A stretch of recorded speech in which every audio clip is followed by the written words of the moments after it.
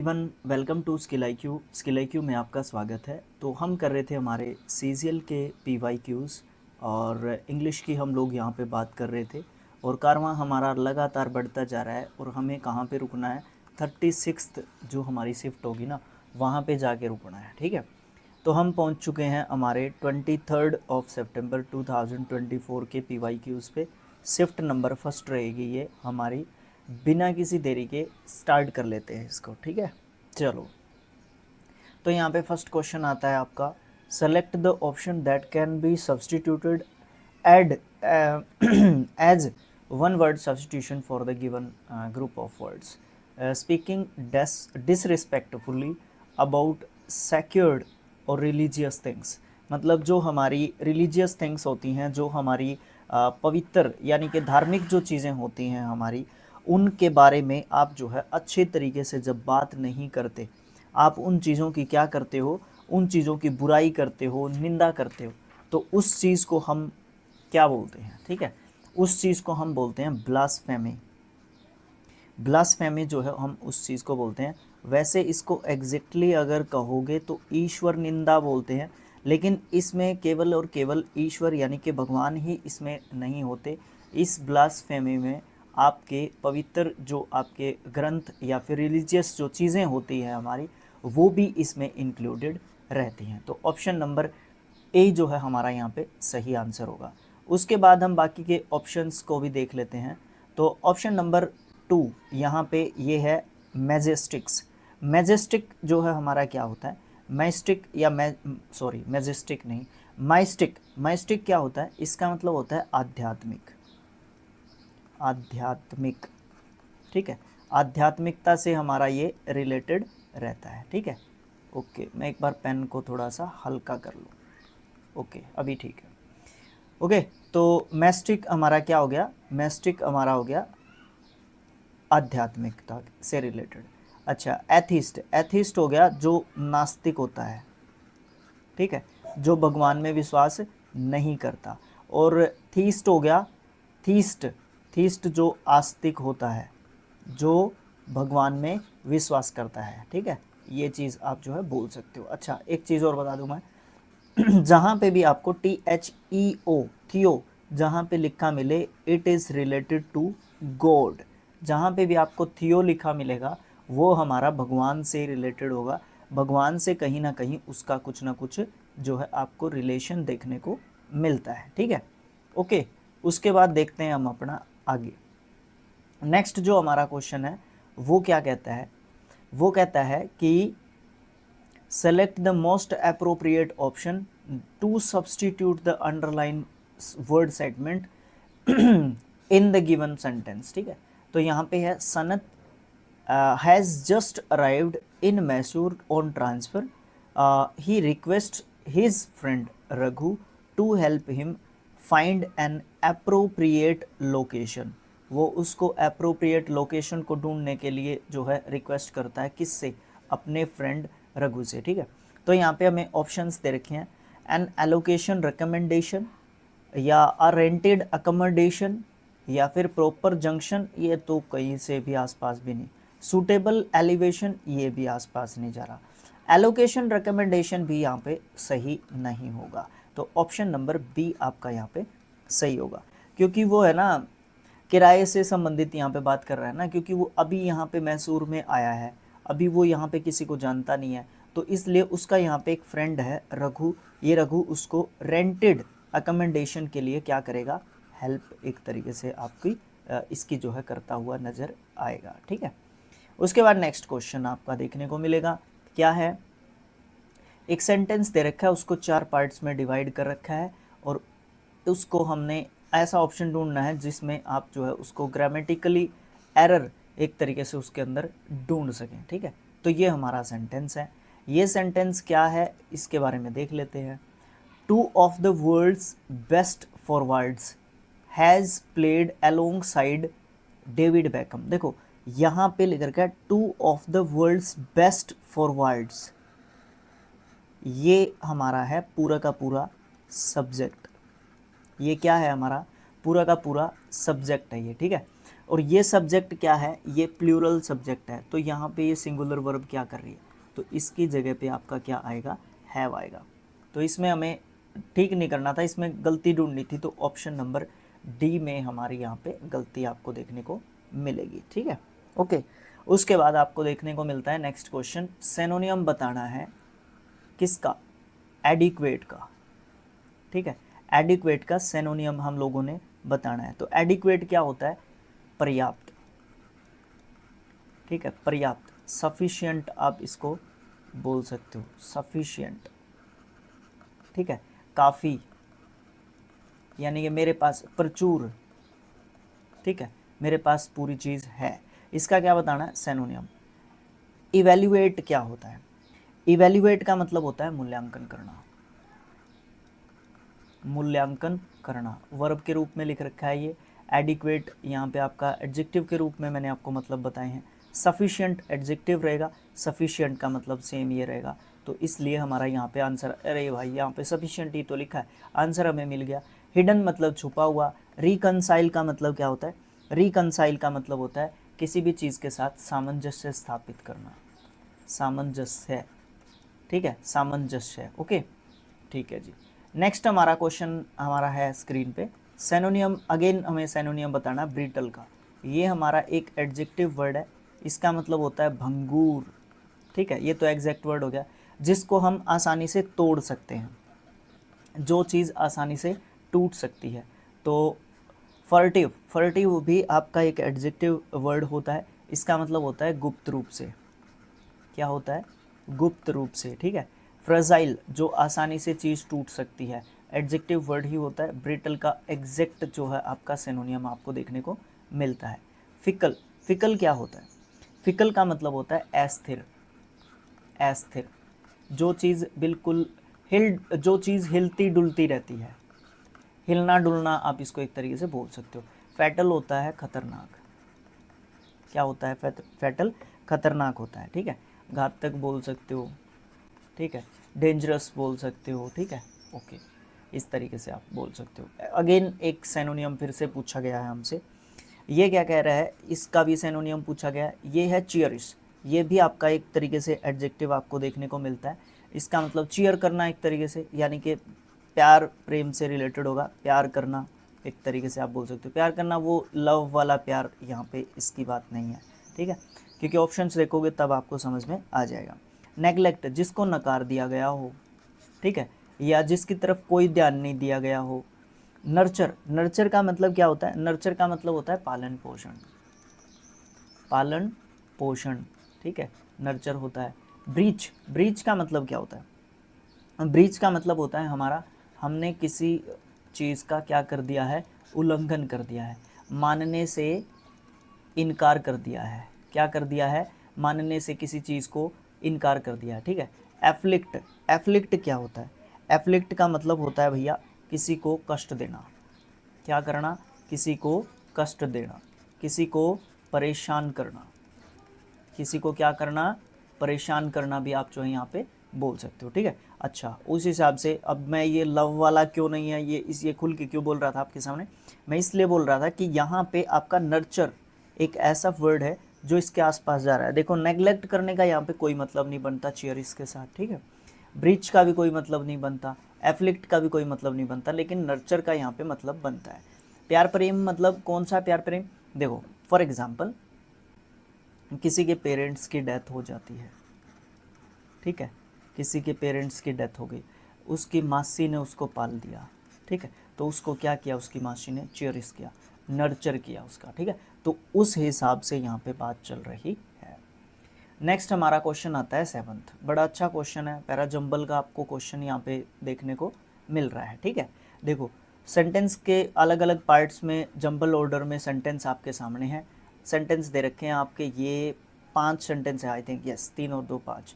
Attitude is और tendency in individuals on a board based behaviour, या फिर which implies, या फिर हाइपोथेटिकल पोस्टुलेट। ठीक है, हाइपोथेटिकल जो है आप जो है स्पेलिंग टेस्ट के हिसाब से स्पेलिंग याद रख सकते हैं, इंपॉर्टेंट स्पेलिंग में आप इसको रख सकते हैं। ठीक है, ओके। अब यहाँ पे हमें सीक्वेंस एक बार क्वेश्चन की हेल्प ले लें, ठीक है। यहाँ पे एस से स्टार्ट कर रखा है, यहाँ पे ओ से स्टार्ट कर रखा है, यहाँ पे ओ से कर रखा है, यहाँ पे ओ से कर रखा है। 3 ऑप्शंस में ओ से स्टार्ट कर रखा है, इसका मतलब हम ओ से ट्राई कर सकते हैं। ओ का ऑप्शन क्या है, एटीट्यूड इज, और एस का क्या है, हाइपोथेटिकल पोस्टुलेट। हाँ हो सकता है हाइपोथेटिकल पोस्टुलेट से भी रिलेट, लेकिन हम लोग इस ऑप्शन को कुछ समय के लिए काट देते हैं, क्योंकि हम पीछे देख चुके हैं कि कई बार 3 या 2 से स्टार्ट हो रहा है हमारा सेंटेंस, लेकिन फिर भी हमारा आंसर 1 से स्टार्ट होने वाले जो है क्या बोलते हैं उसको, लेटर से आ सकता है, ठीक है। तो इसको नेग्लेक्ट करते हैं कुछ समय के लिए। ऑप्शन नंबर बी को उठाते हैं। ओ के बाद हमारा एस आ रहा है, यानी कि attitude is a hypothetical postulate, मतलब ये इसके साथ एक तरीके से जुड़ रहा है, हो सकता है यही आंसर हो।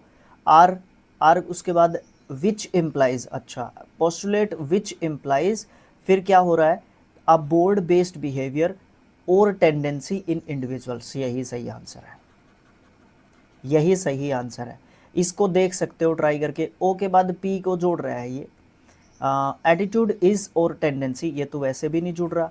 फिर ओ के बाद पी को जोड़ रहा है, ये वैसे भी नहीं जुड़ रहा, लेकिन ये आपका आसानी से निकल के आ रहा है। ज़्यादा टाइम अगर हम इस पे लगाएंगे तो बहुत ज़्यादा बड़ा वीडियो बनेगा, फिर आप लोग कहोगे कि भैया आप बकवास ज़्यादा करते हो, काम की बातें कम करते हो।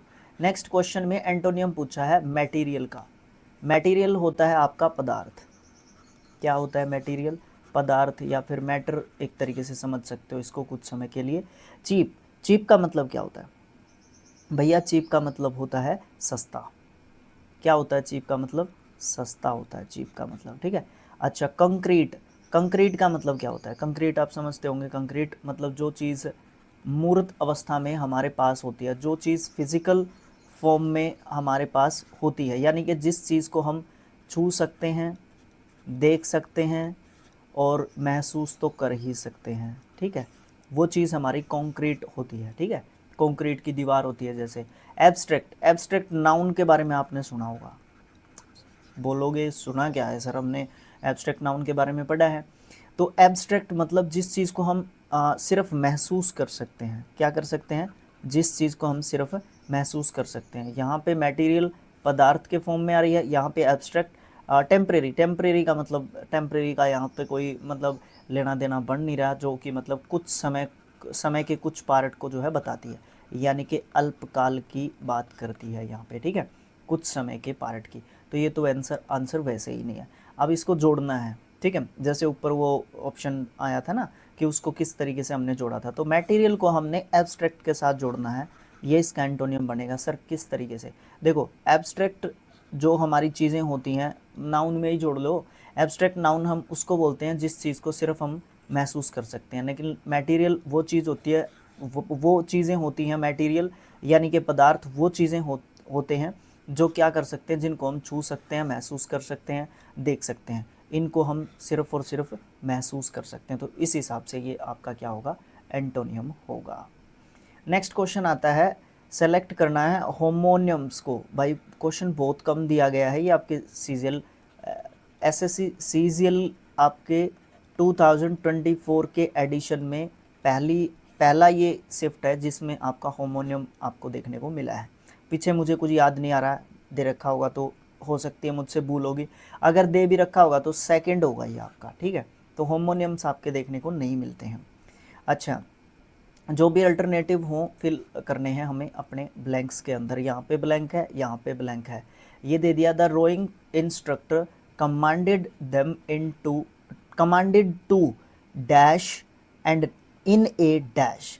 तो यहाँ पे आपका ए में रो दे दिया, फिर यहाँ पे रो दे दिया, फिर यहाँ पे रो दे दिया। ए और सी में दोनों सेम स्पेलिंग है, यहाँ पे कुछ इस तरीके का, यहाँ पे आपके ऑप्शन ए सी आएगा, ए बी आएगा, बी सी आएगा या ए सी आएगा, ठीक है।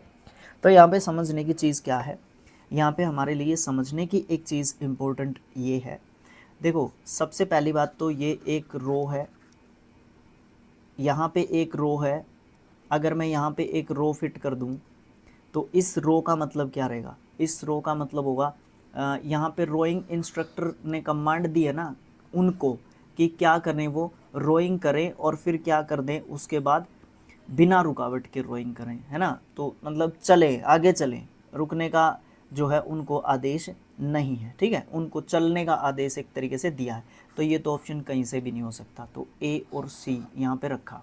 अब देखो यहाँ पे इस रो का मतलब क्या है, इस रो का मतलब होगा वो जो हाथ में रखते हैं ना, वो नाव चलाने के लिए जो वो डंडे से होते हैं, उनको हम चप्पू बोलते हैं, चप्पू। और दूसरा जो आपका रो है यहाँ पे, उस दूसरे रो का क्या मतलब बनेगा, उस दूसरे रो का मतलब बनेगा, जैसे कि पीछे बन रहा है ना, ये यहाँ पे बन रहा है ना, इन आ रो। इन आ रो का मतलब क्या होगा, पंक्ति, मतलब आपको लाइन में चलने के लिए बोला है, और वो भी लगातार कमांड है आपको कि चलते रहना होगा। तो यहाँ पे हमारा आंसर आपको क्या देखने को मिलेगा, ऑप्शन नंबर डी हमारा यहाँ पे आपको आंसर देखने को मिलेगा। यहाँ पे भी आपका रो होगा और यहाँ पे भी आपका रो होगा, ठीक है। ओके, समझ रहे हो ना चीज़ को, ठीक है भैया। नहीं समझ में आए तो मुझे कमेंट बॉक्स में बता देना, हम लोग उसके लिए भी कुछ ट्राई जरूर करेंगे अलग से, ठीक है। अच्छा, एट अ लो एब, इसका मीनिंग बताना है, ठीक है, इसका मीनिंग बताना है। ये होता है हमारा एक ईडियम, ठीक है। ओके, इन आ डिप्रेस्ड और वीक स्टेट, यही आंसर है।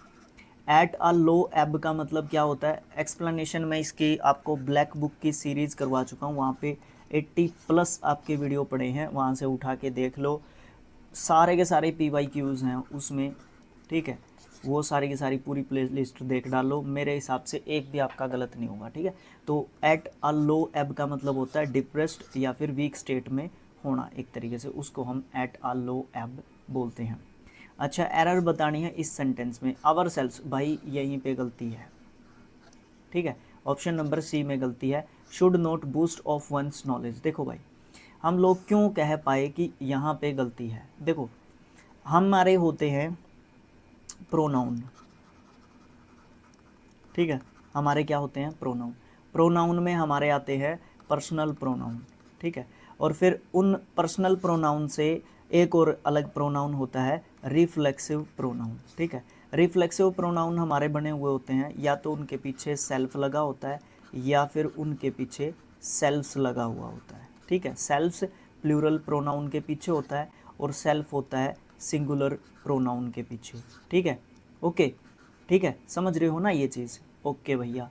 तो अब यहाँ पे आपका दे रखा है, अच्छा एक और बात, रिफ्लेक्सिव प्रोनाउन आपके सब्जेक्ट के रूप में नहीं हो सकते, माइंड इट, इस बात को याद रखें कि आपके रिफ्लेक्सिव प्रोनाउन कभी भी सब्जेक्ट के रूप में नहीं हो सकते, इसलिए ये दे रखा है अवर, अवर वाला दे रखा है। अब यहाँ पे पर्सनल मैंने पर्सनल प्रोनाउन का यहाँ पे जिक्र किया, यहाँ पे किसका जिक्र किया, पर्सनल प्रोनाउन का, तो वहाँ पे पर्सनल प्रोनाउन में फर्स्ट पर्सन में एक चीज़ होती है we, our objective form, our, we us, sorry, we us, our और आवर्स होता है, ठीक है।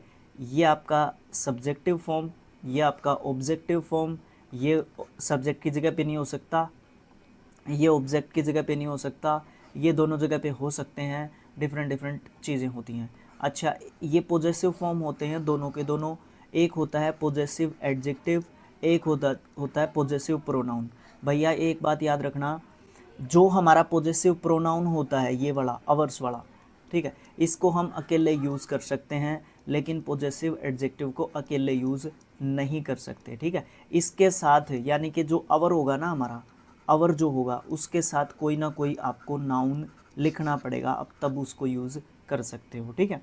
तो अब यहाँ पे आप देखो, अवर से हमारा अवर सेल्फ्स बना रखा है ना, तो इसलिए आप यहाँ पे मेरे हिसाब से दो लिख सकते हो, एक तो आप वी लिख सकते हो, एक यहाँ पे वंस दे रखा है ना, तो एक यहाँ पे वन भी आप लिख सकते हो, one should not boast of one's knowledge, या फिर we should not boast of one's knowledge.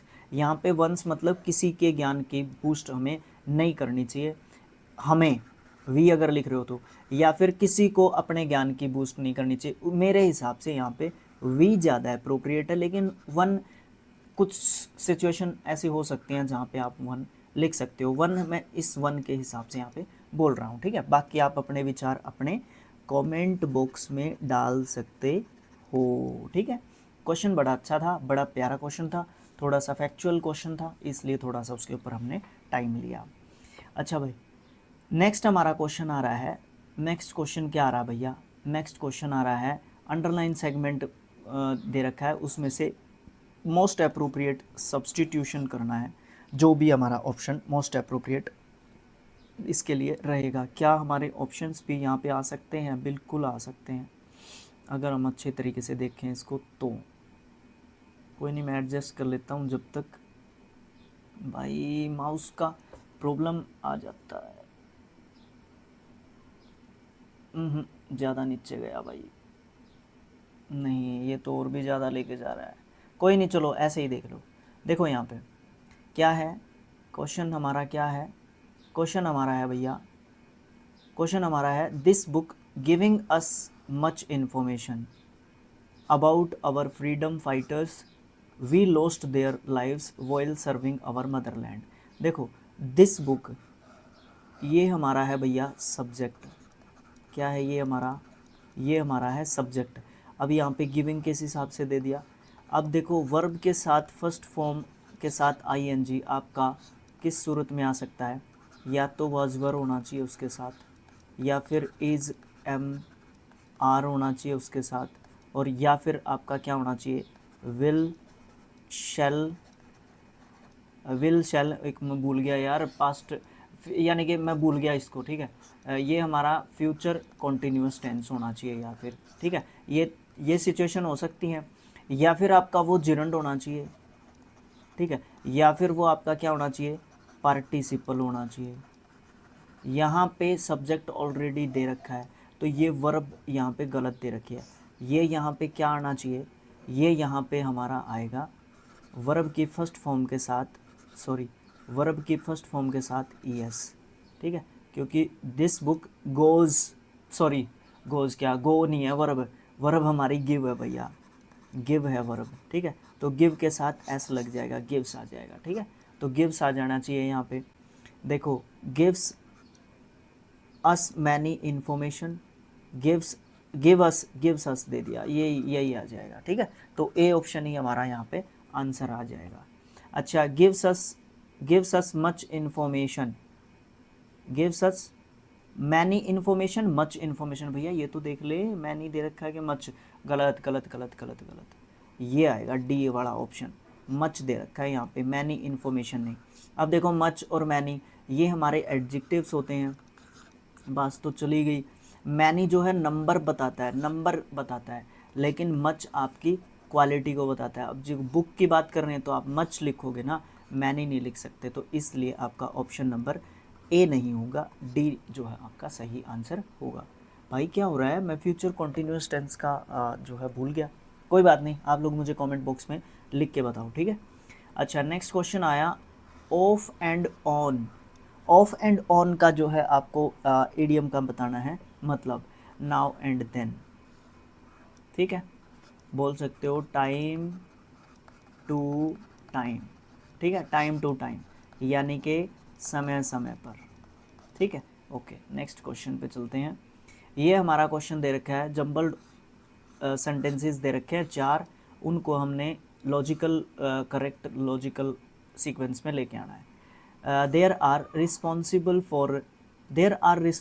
For producing, these तभी तो बार बार पढ़ रहा था, these are responsible for producing the major fuel across the globe, मतलब ये ए लाइन पहले नंबर पे नहीं हो सकती, ठीक है, ए लाइन पहले नंबर पे नहीं हो सकती, क्योंकि दीज आर रिस्पॉन्सिबल लिख दिया ना, क्योंकि कोई ना कोई इसके आगे कोई ना कोई बात ऐड होगी, तो ए वाला यहाँ पे आंसर नहीं हो सकता, ठीक है। ये बात इतनी आप लोगों को बड़े अच्छे तरीके से मेरे ख्याल से समझ में आ गई होगी। The country has 100 major oil gas fields, भाई आपका बी से भी स्टार्ट नहीं हो सकता, क्योंकि कंट्री की यहाँ पे बात कौन सी की चल रही है, कंट्री से पहले आपका द भी लगा रखा है, मतलब बात चल पड़ी होगी उसकी पहले, ठीक है, तो ये भी आपका बी भी आपका पहले नंबर पे नहीं हो सकता, ऑप्शन डी भी आपका कट गया। The economy of Saudi Arabia, यहाँ पे बात छेड़ दी, सऊदी अरेबिया कंट्री की बात छेड़ दी, इज़ बेस्ड ऑन पेट्रोलियम, ये बात आपकी पहले नंबर पे रहेगी, ऑप्शन सी पहले नंबर पे है, ऑप्शन सी ही आंसर हो जाएगा, डी आपका पहले नंबर पे नहीं आने वाला, ऑप्शन नंबर सी आपका सही आंसर होगा। अब इसको हम एक कोरेंट ऑर्डर में लेके और हम क्या कर लेते हैं, आंसर अपना बना लेते हैं। ठीक है, ऑप्शन नंबर सी को आंसर लगाया ना हमने, ठीक है भाई। अब इसको हम बना लेते हैं एक बार। देखो पहले नंबर पे C, the economy of Saudi Arabia is based on, किसके ऊपर, पेट्रोलियम पर, बच्चे बच्चे को पता है। उसके बाद आपका द कंट्री, यही इसी कंट्री की बात चल रही है, इसके पास 100 मेजर ऑयल और गैस फील्ड्स हैं, वेरी गुड, ये आ गया आपका दूसरे नंबर पे। तीसरे नंबर पे आ गया आपका ये वाला, देयर आर दीज आर रिस्पॉन्सिबल्स, मतलब जो ये गैस के और ऑयल के फील्ड्स हैं ये रिस्पॉन्सिबल हैं, सॉरी कहाँ पे पहुँच गया मैं, रिस्पॉन्सिबल हैं प्रोड्यूस करने के लिए मेजर फ्यूल जो भी वर्ल्ड के अंदर, ग्लोब के अंदर यूज़ किया जाता है। अच्छा, जो चीफ ऑयल फील्ड है वो है गेवार फील्ड। ठीक है, गेवार फील्ड जो है आपका इम्पोर्टेंट है, जो कि एस्टिमेटेड 70 बिलियन रिजर्व जो है रिसोर्स का वो कंप्लीट एक तरीके से करता है पूरे ग्लोब का, यानी कि 30% और कहीं से आता होगा, गेवार जो है 70% जो है कवर करता है। ठीक है, उसके बाद क्वेश्चन आया नेक्स्ट हमारा, ये कहता है कि ऑप्शन, ये क्वेश्चन थोड़ा सा अलग सा है इसलिए थोड़े से ध्यान से पढ़ते हैं। Select the option that contains all the misspelt words, सारे के सारे मिसस्पेल्ट वर्ड सेलेक्ट करने हैं in the following sentences. 1 number sentence, 2 number sentence, 3 number sentence, 4 number sentence, ये सेंटेंस के नंबर्स हैं भैया, ये आपके ऑप्शंस नहीं हैं। माइंडेड, बात दिमाग में चढ़ रही है, ठीक है। अब इसको मैं थोड़ा सा और ऊपर कर लेता हूँ, अब ऑप्शंस पे आगे देखो। द न्यू रेस्टोरेंट, यहाँ पे गलती हो सकती है। Offers a wide variety of delicious में गलती हो सकती है, वेराइटी में भी गलती हो सकती है, लेकिन ये सही है, ये सही है, यहाँ पे गड़बड़ है। ठीक है, अब आई कांट बिलीव में गलती हो सकती है, सच में ही है। ठीक है, ये बिलीव में गलती है। Made such a silly mistake in presentation, ये ठीक है। उसके बाद the teacher asked students to complete the assignment, assignment में एन नहीं लिख रखा, ये तो वैसे ही गलती मिल गई। ठीक है, सी फेल्ट अटरली, अटरली ठीक है। एम्ब्रेस्ड, एम्ब्रेस्ड में गलती है, भाई ये क्या बन रहा है, एम्बेरेस्ड में गलती है। कलीग ठीक है। Comments, her by her colleagues comments. अब देखो रेस्टोरेंट में गलती है, वेरी गुड, यहाँ पे रेस्टोरेंट नहीं है इसलिए ए ऑप्शन आंसर नहीं हो सकता।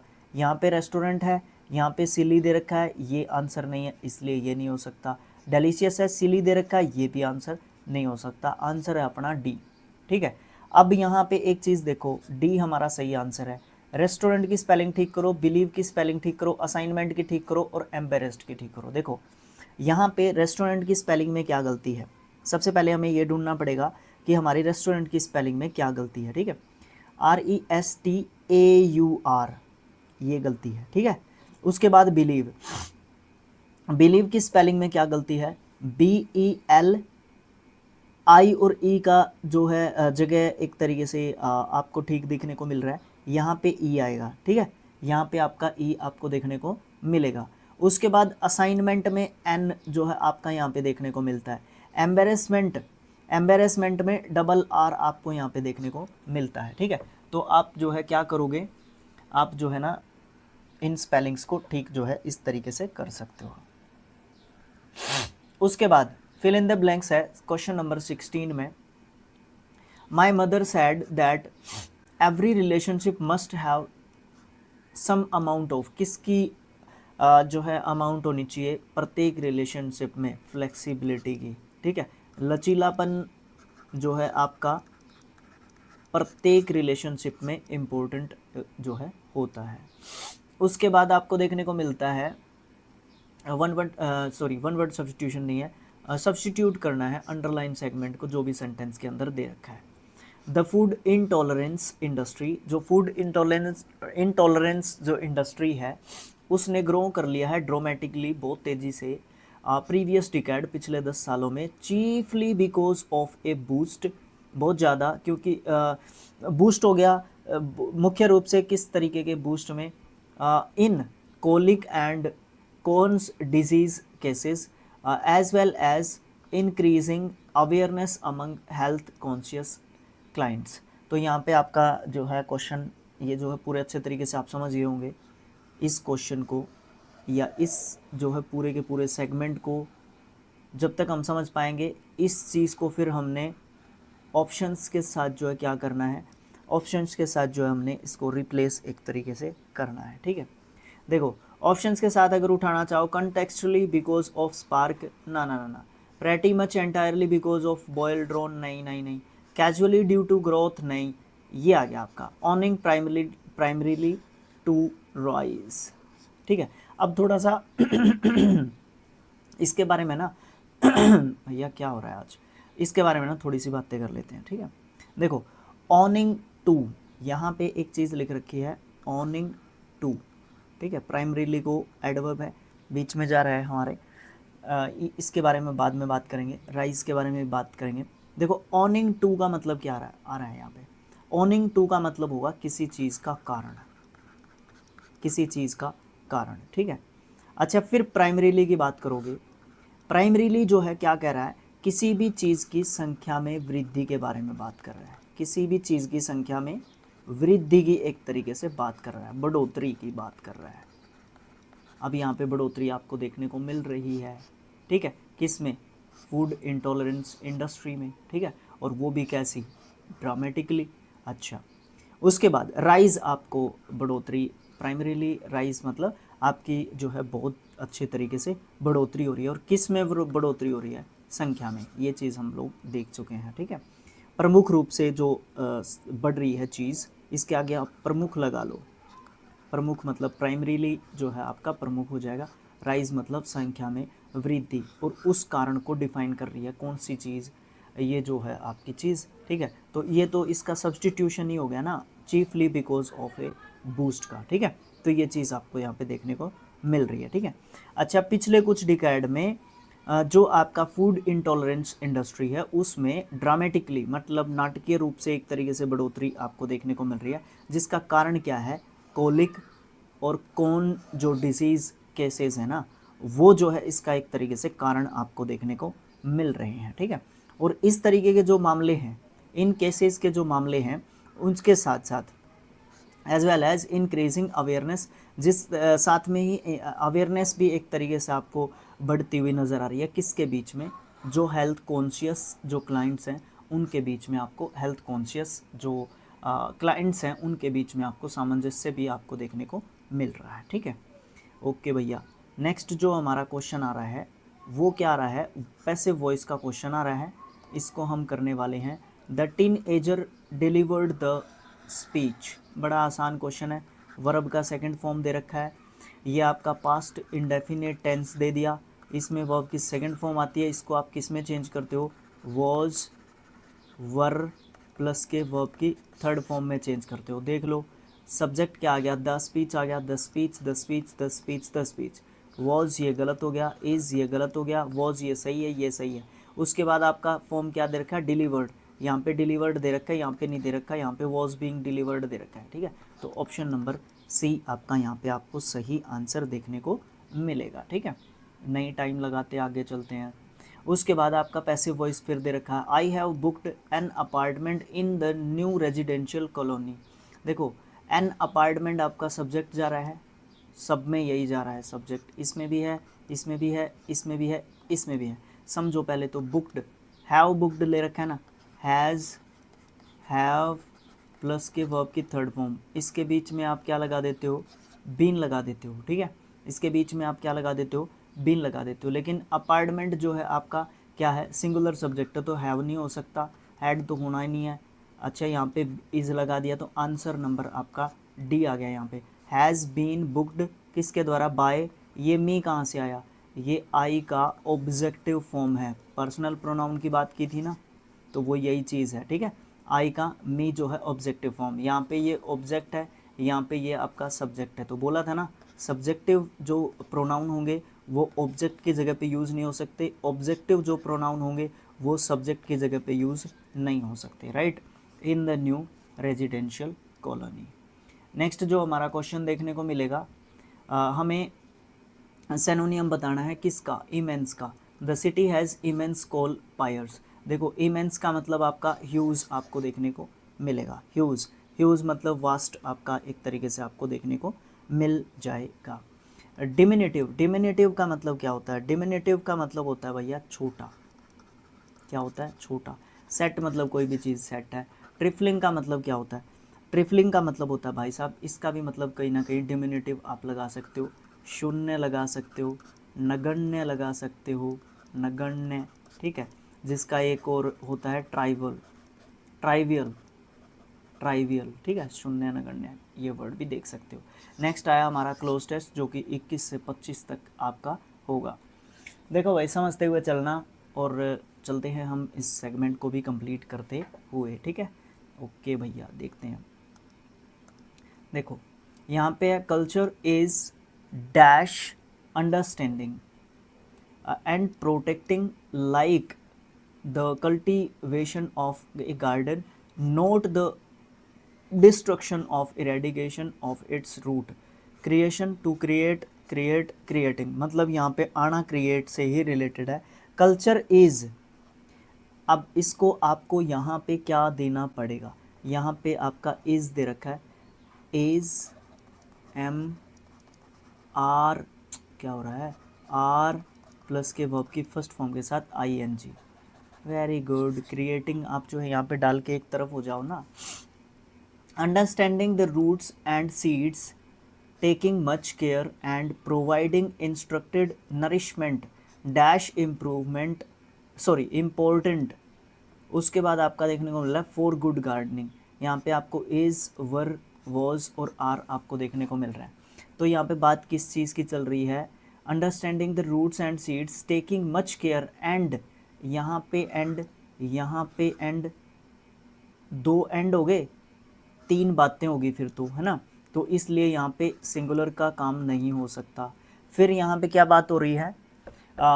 Understanding the roots and seeds, taking much care and introducing, ये बात जो है हमें प्रेजेंट की एक तरीके से बता रहा है, तो आर यहाँ पे आपका सही आंसर होगा, ठीक है।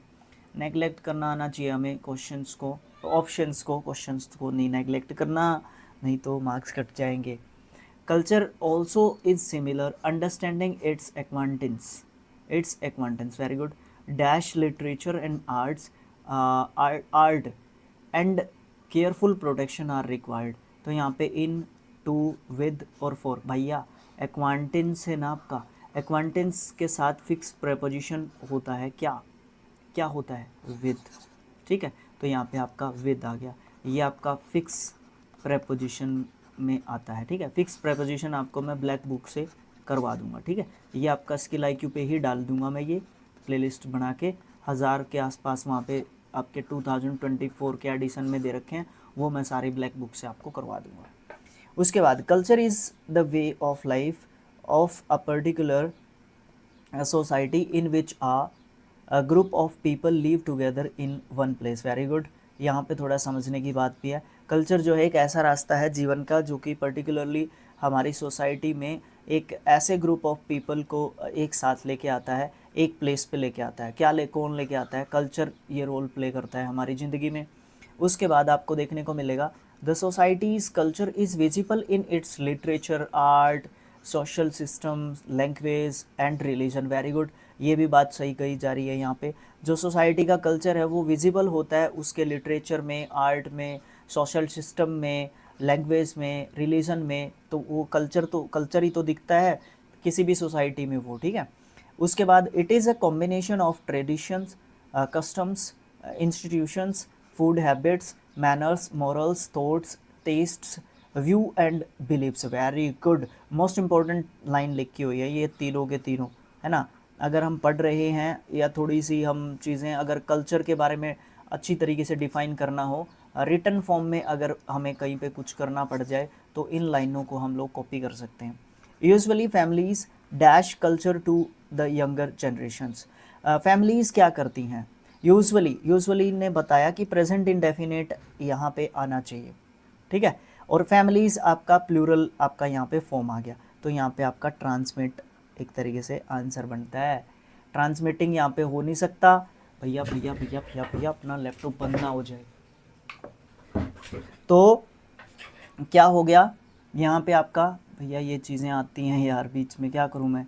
हाँ ठीक है, तो देखो ट्रांसमिटिंग यहाँ पे हो नहीं सकता। यूजुअली ने मुझे बताया कि प्रेजेंट इंडेफिनिट टेंस यहाँ पे आना चाहिए।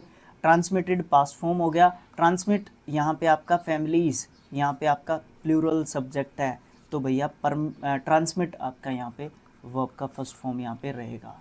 ठीक है, दिमाग दिमाग दिमाग दिमाग दिमाग सबके पास है, यूज़ करना है हमें। As family system is becoming weak, schools, colleges and universities should take up this responsibility as education should promote potential value of its culture।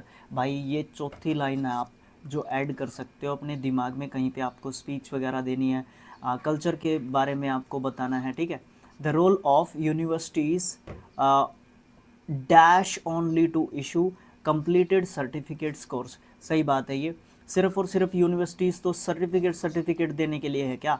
नहीं। तो यहाँ पे यूनिवर्सिटीज़ शुड बी रिस्ट्रिक्टेड नहीं, हम रिस्ट्रिक्ट क्यों करें यार? शुड रिस्ट्रिक्टेड नहीं हो सकता, क्योंकि शुड हमारा मॉडल है, उसके बाद वर्ब की फर्स्ट फॉर्म होनी चाहिए। रिस्ट्रिक्ट सिर्फ आ नहीं सकती, ठीक है, क्योंकि है, हो सकता है, लेकिन यहाँ पे बात उस चीज़ की चल नहीं रही। यहाँ पे आएगा शुड बी रिस्ट्रिक्टेड, उनको शुड नॉट बी रिस्ट्रिक्टेड, ठीक है ना, शुड नॉट बी रिस्ट्रिक्टेड यहाँ पे हमारा फिट बैठ रहा है। क्यों फिट बैठ रहा है? क्योंकि आपका जो फैमिली सिस्टम है, FS लिख देता हूँ, जो हमारा फैमिली सिस्टम है, आपका क्या हमारा बोलते हैं, हमारा जो फैमिली सिस्टम है वो लगातार हमारा क्या होता जा रहा है? कमज़ोर होता जा रहा है। आप देखते हो कि हर रोज़ आए दिन डाइवोर्स आपको देखने को मिल रहे हैं। ठीक है, बच्चे अपने माता पिता को उतना रिस्पेक्ट जो है नहीं दे रहे हैं, है ना। तो इस तरीके की चीज़ें, इसीलिए मैं बोल रहा था कि पैसेज बहुत ज़्यादा अच्छे अंडरस्टैंडिंग लेवल के ऊपर जा रहा है। तो इसलिए हमारे जो स्कूल्स हैं, कॉलेजेस हैं, यूनिवर्सिटीज़ हैं, है ना, ओके, इन सब का या जो भी एजुकेशनल इंस्टीट्यूशंस हैं, है ना, उनका जो है रिस्पॉन्सिबिलिटी बन रहा है। और ख़ासकर जो यूनिवर्सिटीज़ हैं, उनकी जो भूमिका है ना, सिर्फ़ और सिर्फ सर्टिफिकेट देने की नहीं है, उसको एक तरीके से रिस्ट्रिक्ट नहीं करना चाहिए। उसको है ना, आपको अपने आप को रिस्ट्रिक्ट नहीं कर सकते, आप अपने आप को सीमित नहीं कर सकते। आपको सोसाइटी को आपको उसकी बच्चों को आपको क्या देना पड़ेगा? मोरल वैल्यूज़ आपको देनी पड़ेंगी, यानी कि आपको नैतिक जो शिक्षा है ना, उसके ऊपर भी आपको फोकस करना पड़ेगा। ठीक है, नहीं तो हमारा प्यारा भारत जो है उस लेवल पे नहीं जा रहा है जिस लेवल पे जाना चाहिए। ठीक, गए हैं 23 सितंबर की सेकंड शिफ्ट पे। ठीक है, ओके, ऑनेस्टली अगर, ठीक है, तो चलिए इसी नोट के साथ जो है हम अपने जो है क्वेश्चंस को स्टार्ट करते हैं। और सबसे पहला क्वेश्चन क्या है? सबसे मोस्ट अप्रोप्रिएट सिनोनियम बताना है किस वर्ड का? ऑब्स्टिनेट का। ठीक है, तो ऑब्स्टिनेट का हमने सबसे अप्रोप्रिएट जो हमारा जो है आंसर है वो हमने बताना है। ठीक है, तो सबसे पहली बात तो ये है कि आप इसको एडजेक्टिव कहोगे पार्ट ऑफ स्पीच की दृष्टि से। ठीक है, और फिर हम इसको कह सकते हैं जिद्दी बोल सकते हैं हम इसको।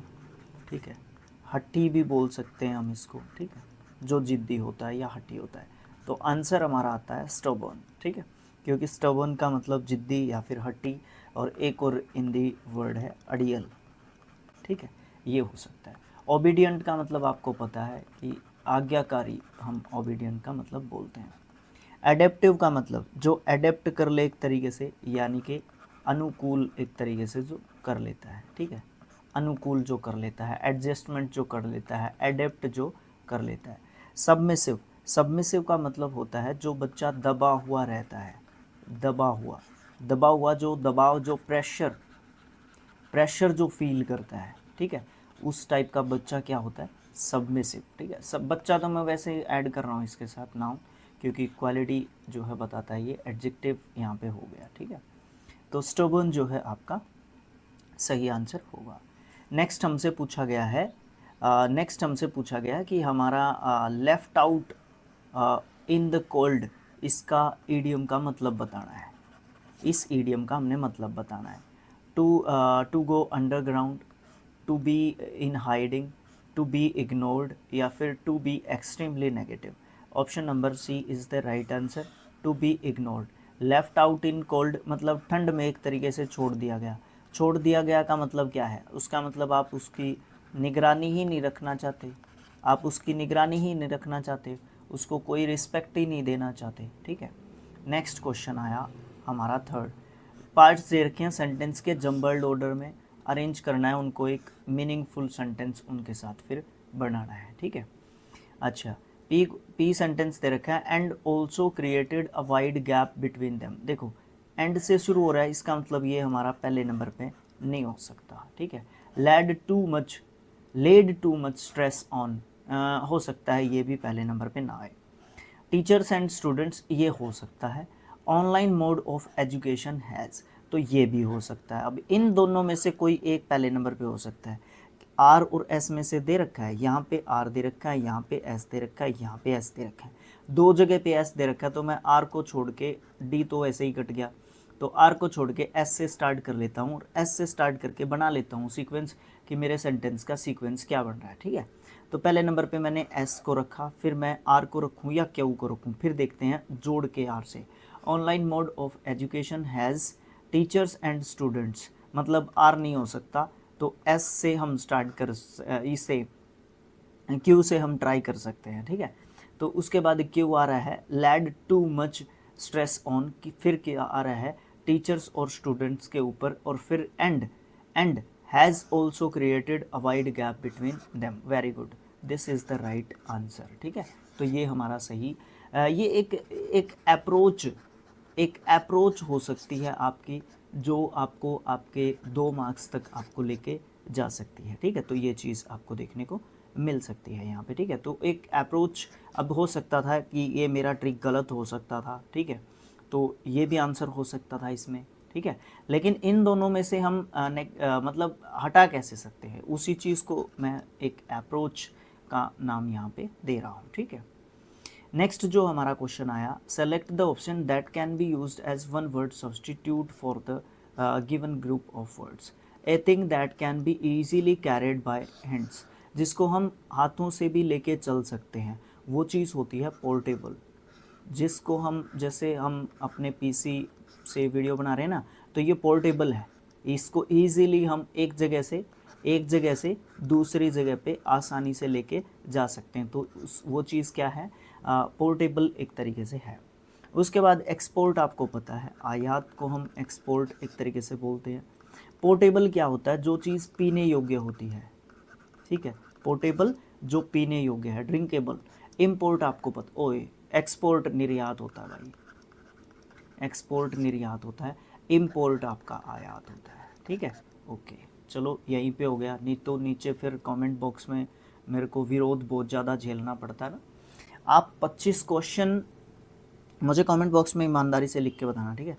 25 क्वेश्चन अगर मैंने सही करवा दिए और एक क्वेश्चन मुझसे गलत हो गया, तो भैया उस एक क्वेश्चन के ऊपर ध्यान जाएगा, वो 24 क्वेश्चन जो मैंने सही करवा रखे हैं ना, उसके ऊपर कोई ध्यान नहीं जाएगा। आप अच्छे टीचर नहीं हैं, आपको पढ़ाना नहीं आता, अगर पढ़ाना नहीं आता तो यूट्यूब पे लोगों का टाइम वेस्ट क्यों करते हो, इस तरीके की बहुत सारी क्रिटिसिज्म अभी तक कम झेलनी तो पड़ी है, बट कम झेलनी पड़ी है, ऐसा नहीं है कि हमें ज़्यादा क्रिटिसिज्म यहाँ पे झेलनी एक तरीके से पड़ी है।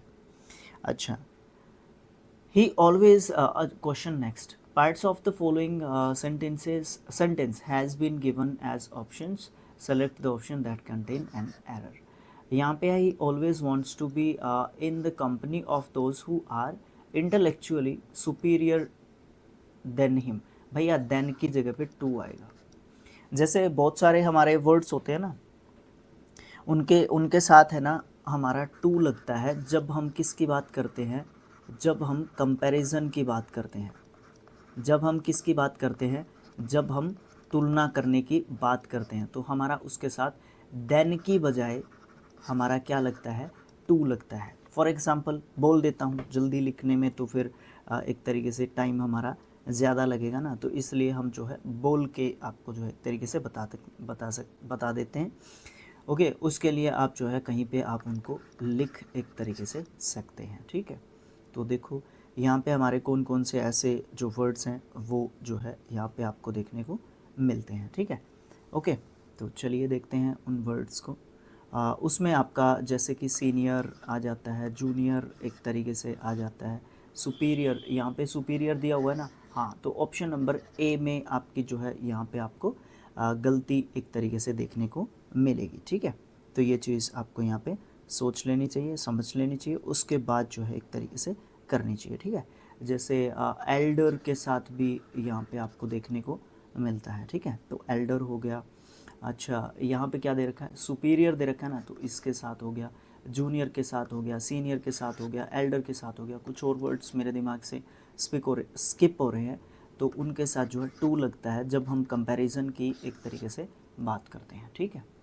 नेक्स्ट क्वेश्चन आपका देखने को मिलेगा, पार्ट्स दे रखे हैं सेंटेंस के, उसके एक जंबल्ड ऑर्डर में दे रखे हैं, उससे मीनिंगफुल सेंटेंस बनाना है। वांट होगा नहीं पहले नंबर पे, डू यू हो सकता है, द हो सकता है, मूवी टू नाइट नहीं हो सकता, टू वॉच नहीं हो सकता। तो दो ऑप्शंस हमारे पास आ रहे हैं, क्यू और एस। यहाँ पे आर है, यहाँ पे क्यू है, ये हो सकता है, ओ नहीं हो सकता, ओ नहीं हो सकता, आर जो है आपका हो सकता है क्या, नहीं हो सकता। तो option number B is the right answer, ठीक है। बना के देखना है, बना के देख लो। डू यू, उसके बाद आएगा वांट, डू यू वांट, यानी कि इंटेरोगेटिव सेंटेंस आपका यहाँ पे बन रहा है, ठीक है। डू यू वांट, उसके बाद क्या रहा है, टू वॉच, उसके बाद द मूवी टू नाइट। आ गया ना समझ में सारा, ठीक है। अच्छा, फिर वही सेंटेंस सेम उसी तरीके का सेंटेंस है, जंबल्ड ऑर्डर में छोटे छोटे सेंटेंस बना के दे रखे हैं, उड़ाना है इनको जल्दी जल्दी। Always favours fortune only the only bold. अब देखो यहाँ पे बड़ा आसान जो है सेंटेंस है ये, Fortune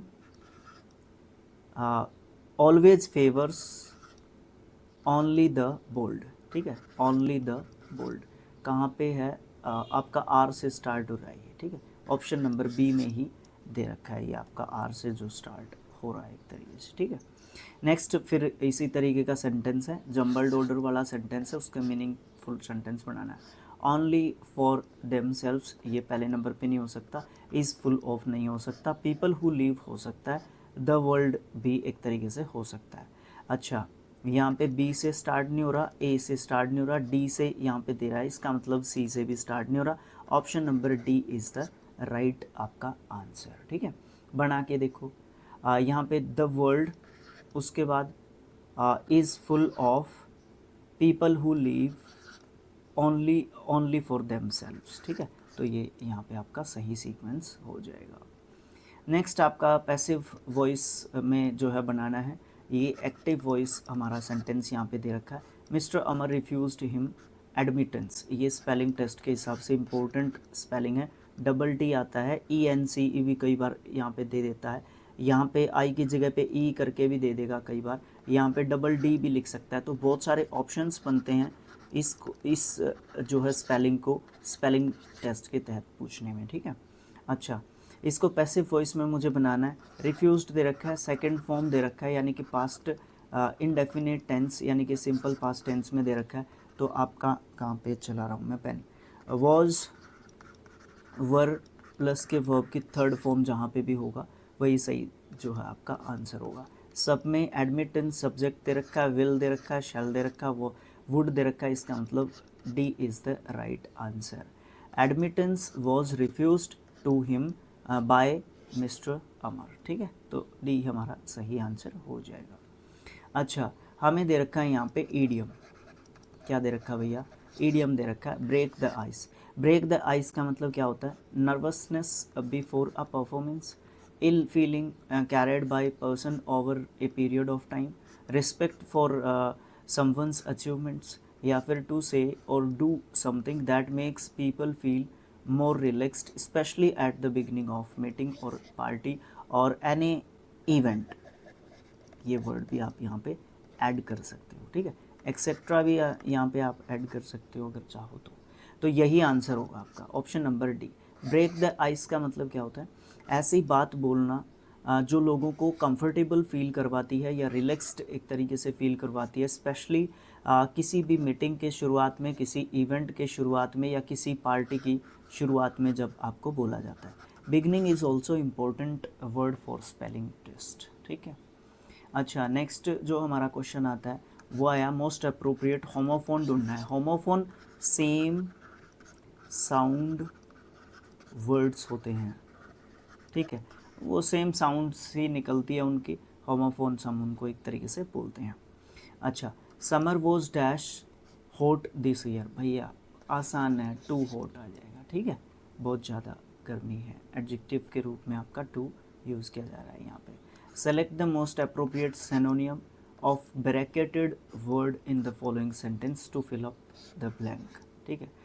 the mothers who suffer from postpartum depression feel dash by their children, vexed। देखो सबसे पहले तो वेक्स्ड का हमें सिनोनियम ढूंढना है, तो हमें वेक्स्ड का यहाँ पे मतलब एक तरीके से पता होना चाहिए, ठीक है। तो वेक्स्ड का जहाँ तक हमें मतलब पता नहीं होगा तो हम जो है एक तरीके से क्या कर सकते हैं, अपने आप को परेशानी में डाल सकते हैं, और फॉर्चुनेटली परेशानी ही इसका मतलब यहाँ पे बनता है, ठीक है। परेशानी, दुख बोल सकते हो, तकलीफ़ भी इसका एक समय पे आप जो है मतलब बोल सकते हो, ठीक है। एडजेक्टिव के रूप में आप इसको यूज़ कर सकते हो। डिलाइटेड आपका खुश होता है तो आंसर नहीं हो सकता। पैसिफिक होता है शांति प्रिय, तो आपका ये भी आंसर नहीं हो सकता। रिकवर्ड, जिसने इलनेस से रिकवर एक तरीके से कर लिया है, उसको आप एक तरीके से बोल सकते हो, तो आंसर ये भी नहीं हो सकता। एनोइड का मतलब होता है परेशान, ठीक है। इरिटेटेड भी इसका मतलब आप एक तरीके से बोल सकते हो, ठीक है, इरिटेटेड, ठीक है, तो ये भी यहाँ पे आपका सिनोनिम हो सकता है। तो एनोइड ही हमारा यहाँ पे सही आंसर आपको देखने को मिलेगा। Next question, parts of the following sentence have been given as options, select the option that contain an error. I have sing, भैया भैया भैया भैया भैया भैया, यहाँ पे वर्ब का फर्स्ट फॉर्म नहीं होगा, यहाँ पे आपका वर्ब का थर्ड फॉर्म होगा। सिंग, सैंग और संग, ये आपके तीनों फॉर्म्स होते हैं। This is the second form and this is the third form. Okay okay, यहाँ पे आपको आंसर आपका मिल गया। तो ढूंढना है हमें गलती कहाँ पे थी, तो ऑप्शन जो है थर्ड में आपकी गलती थी। अच्छा, अब यहाँ पे हम लोग एक बात कर सकते हैं, देखो आपका वर्ब का थर्ड फॉर्म 5 जगह पे यूज़ होता है। फर्स्ट हैज़ के साथ, सेकंड हैव के साथ, तीसरा हैड के साथ, चौथा बी के बाद पैसिव वॉइस में, ये ध्यान रखना है, इम्पोर्टेंट है, पांचवा हैविंग के साथ, ठीक है। क्लास नंबर 10th में टॉपिक है ये स्पेशली, ठीक है, आपको देखने को मिलता है, अगर अच्छे तरीके से याद है तो बात कहीं ना कहीं, ठीक है। नेक्स्ट जो क्वेश्चन आपको देखने को मिल रहा है, वो क्वेश्चन हमें देखने को मिल रहा है पैसिव वॉइस का, ठीक है, एक्टिव पैसिव का। हमें सॉरी, एक्टिव पैसिव कहाँ आ गया यहाँ पे, अंडरलाइन सेगमेंट का हमें आंसर बताना है एक तरीके से, ठीक है।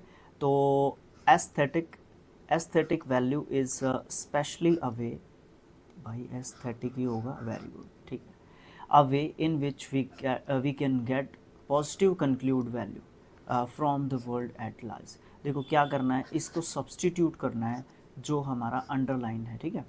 देखो यहाँ पे can get positive convalescent value, can get positive convulsive, यानी कि इस वर्ड में दिक्कत है, ठीक है, इस वर्ड में दिक्कत है। कन्वल्सिव आएगा, कंक्लूसिव आएगा, या फिर कॉन्ट्रास्टिव एक तरीके से आपको देखने को मिलेगा, ठीक है। तो यहाँ पे जब हम इसको पढ़ने के लिए जाते हैं और अच्छे तरीके से जब हम इसको एक तरीके से देखते हैं, तो वहाँ पे आपको देखने को मिलेगा कि सेंटेंस में है ना, एक चीज़, एक बात एक तरीके से आपको यहाँ पे बोली जा रही है, जो हमारा वर्ब है, वो जो है एक तरीके से क्या काम कर रहा है, वो उसको किसकी ज़रूरत है, ठीक है, उसको किसकी ज़रूरत है, उसको कंक्लूड की ज़रूरत नहीं है, ये तो गलत है ही, ठीक है, क्योंकि इस वर्ड के ऊपर हमें फोकस करना है, क्योंकि ऑप्शन से हमें लग रहा है सब में कैन है, सब में गेट है, सब में पॉजिटिव है, सब में वैल्यू है, तो कहीं ना कहीं इन चारों वर्ड्स में से एक सही होने वाला है, और वही हमारा ऑप्शन जो है आंसर एक तरीके से बन जाएगा। तो कंक्लूड यहाँ पे हो नहीं सकता, तो यहाँ पे हम निकाल के लेके आएंगे ना कि हमारा आंसर यहाँ पे क्या हो सकता है, ठीक है, ठीक है। तो हमें इसको अच्छे तरीके से पढ़ना पड़ेगा, तब हम इसको लेके आ सकते हैं कि हमारा आंसर यहाँ पे क्या हो सकता है, ठीक है। तो चलो देखते हैं। Okay, aesthetic value is especially a way in which we get positive, conclude नहीं होता, कन्वल्सेंट भी नहीं होता, कन्क्लूसिव नहीं होता, कंक्लूसिव होता है, यानी कि निष्कर्ष, यानी कि निष्कर्ष। तो हमारी वर्ब को किसकी ज़रूरत है? निष्कर्ष की ज़रूरत है, ठीक है। ओके, कंक्लूसिव, कंक्लूसिव, ठीक है। तो कंक्लूसिव की हमारे यहाँ पे ज़रूरत एक तरीके से निकल के आ रही है, ठीक है। और वैसे देखो यहाँ पे एक चीज़ हो सकता है आप लोग थोड़ा सा इसको मिसअंडरस्टूड कर जाए। मैंने वर्ब के ऊपर थोड़ा सा फोकस किया जो कि नहीं करना चाहिए था। वैसे ही इसके मीनिंग के हिसाब से मुझे लेना चाहिए था, लेकिन वर्ब को कौन डिफ़ाइन करता है? एडवर्ब डिफ़ाइन करता है, ना कि एडजेक्टिव, ठीक है। एडजेक्टिव दूसरे एडजेक्टिव को कर लेता है, जैसे एडवर्ब भी दूसरे एडवर्ब को कर लेता है, ठीक है। तो ये चीज़ आपको थोड़ा सा ध्यान रखनी चाहिए। ज़्यादातर वर्ब जो है क्या करेगा? एडवर्ब जो है आपके वर्ब को डिफाइन करेगा, ठीक है। तो आंसर जो है हमारा कंक्लूसिव आपको निकल के देखने को मिलेगा। अच्छा, स्पेलिंग की वीडियो बनानी है, यहाँ पे हमें बतानी है। My grand mother dash the preparation of every festival celebration in my home. Initiates, initiates, भैया ये तो सारे इनिशिएट्स आएगा, ठीक है, क्योंकि प्रेजेंट इंडेफिनिट टेंस का यहाँ पे आपको सेंटेंस ये बनते हुए दिख रहा है। तो मदर इनिशिएट्स, तो इनिशिएट्स की स्पेलिंग क्या आती है? देखो सबसे इम्पोर्टेंट चीज़ क्या है? INTI पक्का आना है, तो ये दोनों स्पेलिंग कट जाते हैं। उसके बाद INITIT तक ठीक है, TIA है, इसके बाद IA है, बाकी पीछे तीनों लेटर यहाँ पे सेम है। या तो ऑप्शन नंबर 1 है या ऑप्शन नंबर C आपका सही आंसर है। तो यहाँ पे आपका IA नहीं, A होता है, IA यहाँ पे भी है, यहाँ पे ये नहीं होगा। INITI तो यहाँ पे देखने को मिल ही रहा है, तो ऑप्शन नंबर A आपका सही से हो ही गया। भैया भैया भैया भैया, कई बार हम अपने आप को ज़्यादा कंफ्यूज कर देते हैं, दो ऑप्शन के चक्कर में मैंने अपने आप को और आपको कंफ्यूज करने की कोशिश की, उसके लिए क्षमा चाहूँगा। देखो यहाँ पे आपका INTI यहाँ से स्टार्ट हो रहा है, सॉरी INTI नहीं IT, और फिर भी आई भी आपको पीछे देखने को मिलेगा। ये इनिशिएटिव का रूट एक तरीके से, स्पेलिंग एक तरीके से मैं कहूँगा इसको, ठीक है, जड़ बताऊँगा इसको। तो हम ये काट सकते हैं और ये काट सकते हैं। इसको मैंने इसलिए काट दिया था कि यहाँ पे ई दिख रहा था मुझे, ठीक है, तो इसलिए मैंने इसको काट दिया था, बच गया ऑप्शन नंबर A। इसका ई और देख लिया होता ना तो वैसे ही जो है ये अलग हम इसको कर सकते थे, ज़्यादा टाइम लगाने वाली इस पर बात होनी नहीं चाहिए थी, ठीक है। हमारा क्वेश्चन आया नेक्स्ट, 4 अल्टरनेटिव्स दे रखे हैं, अंडरलाइन कर रखा है एक सेंटेंस के अंदर एक वर्ड को, उस अल्टरनेटिव को चूज करना है जो उसका बेस्ट अपोजिट मीनिंग बताएगा, यानी कि एंटोनियम हमें बताना है इसका, ठीक है। It was as if the newer hybrids had an insatiable appetite for chemicals. Insatiable का मतलब क्या होता है? इनसेटिएबल का मतलब होता है जिससे हम असंतुष्ट हों, जिससे हम क्या हो? असंतुष्ट हों, असंतृप्त, असंतृप्त हों, ठीक है, जिससे हमें सेटिस्फेक्शन ना मिले। क्या बताना है? अपोजिट वर्ड यानी कि एंटोनिम। तो सेटिस्फाइएबल, संतोषजनक, क्या होगा? संतोषजनक, है ना, जिससे हमें एक तरीके से संतोष मिलता है, एक तरीके से हमें एक तरीके से सेटिस्फाई हम हो जाते हैं, तो वो बात जो है हो गई। कर्व्ड क्या होता है? ठीक है, तो कर्व्ड हमारा क्या होता है? कर्व्ड का मतलब होता है अंकुश लगाना, अंकुश लगाना, कर्व्ड का मतलब होता है। अर्जेंट का मतलब आपको पता है, ज़रूरी एक तरीके से हो जाता है। प्रेसिंग, प्रेसिंग का मतलब क्या होता है? प्रेसिंग का मतलब भी एक तरीके से अर्जेंट ही होता है, ठीक है। आवश्यक भी बोल सकते हो आप इसका थोड़ा सा अलग तरीके से, ताकि हमारे माइंड में रहे, ताकि हमें याद रहे, हमारे सबकॉन्शियस माइंड में चला जाए। अच्छा, एंटोनियम बताना है हम लोगों ने, एंटोनियम बताना है किसका? अंडरलाइन वर्ड का, जो कि ब्रिलियंटली यहाँ पे आपको देखने को मिलता है। और मैं ये कहूँगा कि स्पेलिंग टेस्ट के हिसाब से इम्पोर्टेंट स्पेलिंग आपका ब्रिलियंटली है। Lady strangely continued to smile at him brilliantly मतलब बड़े अच्छे तरीके से वो स्माइल कर रही थी। ब्राइटली तो मतलब आपका चमकदार हो जाता है। डिमली एक तरीके से मंद गति से किसी काम को करना। कनिंगली चालाकी से बोल सकते हो आप लोग, है ना, चालाकी से बोल सकते हो। स्ट्रेंजली अजीब तरीके से बोल सकते हो, ठीक है, अजीब तरीके से एडवर्ब के रूप में ले रहा हूँ मैं इसको। तो ब्राइटली तो है ही नहीं क्योंकि ब्रिलियंटली तो पहले ही कह रखा है, एंटोनियम बोल रखा है। कनिंगली की यहाँ पे बात ही नहीं, और इस अजीब तरीके से की बात यहाँ पे कह नहीं सकते, तो एक ये ही बच गया मंद गति से या स्लोली किसी काम को एक तरीके से करना, ठीक है। एग्जैक्ट मैं एंटोनियम नहीं कह सकता इसको, बट जो भी मेरे पास अल्टरनेटिव्स थे उनके हिसाब से हम लोग जो है इसी को आंसर रखेंगे, और एटलीस्ट एसएससी ने भी यही उत्तर दिया है। अंडरलाइंड वर्ड दे रखा है सेंटेंस में, उसकी स्पेलिंग बतानी है कौन सी सही है। चारों ऑप्शंस में हमें स्पेलिंग दे रखा है कुछ सेम तरीके का, सही स्पेलिंग ढूंढना है हमने। Can you please come back to reality from the factitious नहीं होता, फिक्टिटियस होता है, fictitious world in you live in. मतलब फिक्टिटियस वर्ल्ड का मतलब क्या होता है, काल्पनिक संसार में। क्या होता है, काल्पनिक संसार। फिक्टिटियस वर्ल्ड की बात कर रहा हूँ। फिक्टिटियस अकेला एडजेक्टिव पार्ट ऑफ स्पीच दोगे because ending OUS ending word से है, तो फिक्टिटियस फैक्टिटियस नहीं होता, यहाँ पे भी फैक्ट आ गया, फ्रैक्शनल की बात नहीं हो रही। D is the right answer, fictitious. और ये भी आपका स्पेलिंग टेस्ट के हिसाब से इम्पोर्टेंट जो है स्पेलिंग की कैटेगरी में हम लोग रख सकते हैं। नेक्स्ट अरे भैया, नेक्स्ट हमारा आता है प्योरीफाई का एंटोनियम बताना है, ठीक है। प्योरीफाई का मतलब आप जो है किससे रिलेट करोगे, प्योरीफाई को आप जो है रिलेट एक तरीके से करोगे आपकी शुद्धता से, ठीक है। अब मैं यहाँ पे इसको पार्ट ऑफ स्पीच के हिसाब से वर्ब देता हूँ, ठीक है। प्योरीफाइड इसका सेकंड एंड थर्ड जो है फॉर्म होता है। इसका मतलब आप ये बोल सकते हो शुद्ध करना, ठीक है। प्योरीफाई मतलब शुद्ध करना। चांटेड, ठीक है, अपना ही राग बताना या बोलना, या फिर राग के साथ जो है एक वर्ड जोड़ सकते हो आप, आलपना। उगलना तो मैं यहाँ पे डालना नहीं चाहूँगा। पोल्यूटेड, ठीक है, दूषित करना। क्या करना भैया, दूषित करना।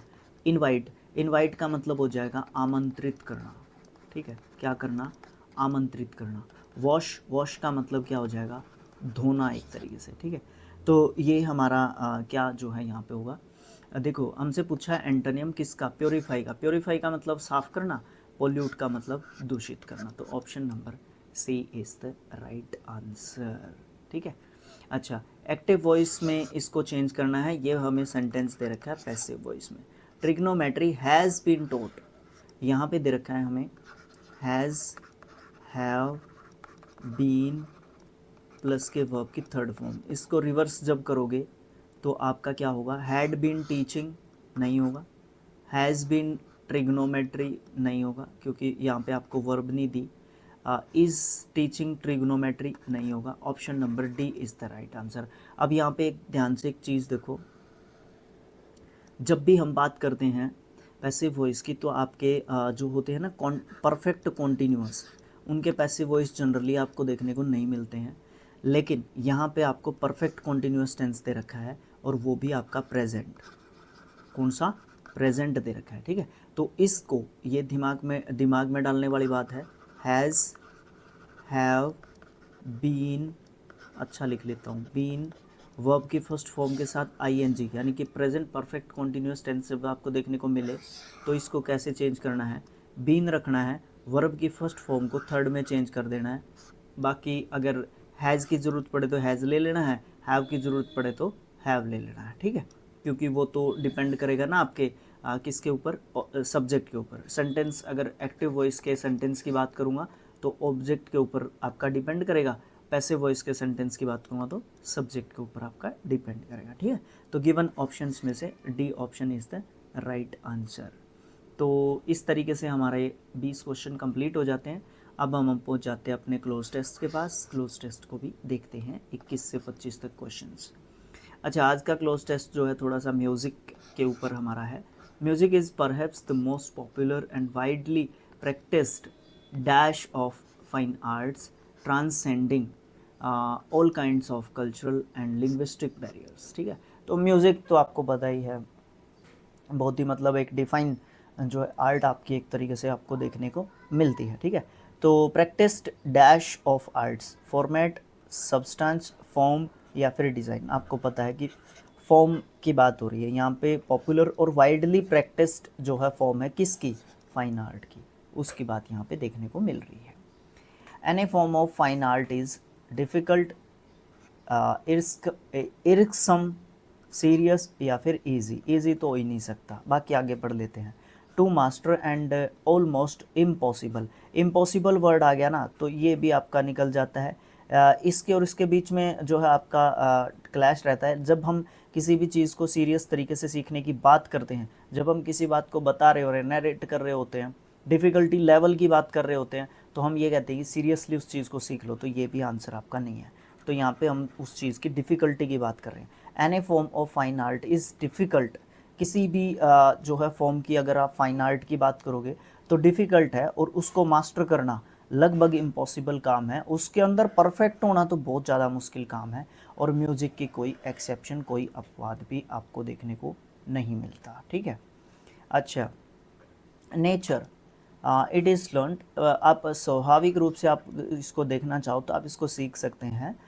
Has blessed almost 2/3 of human race with musical ability of some sort. यहाँ पे मैं आपको एक चीज़ अगर बताना चाहूँ, एक यहाँ पे कोमा है, एक यहाँ पे कोमा, और ये चीज़ दे रखी है यहाँ पे, जो ये नेचर है ना, इसके बारे में और ज़्यादा बता रखा है। तो इस चीज़ को हम क्या बोलते हैं, इस चीज़ को बोलते हैं नाउन इन एपोजिशन।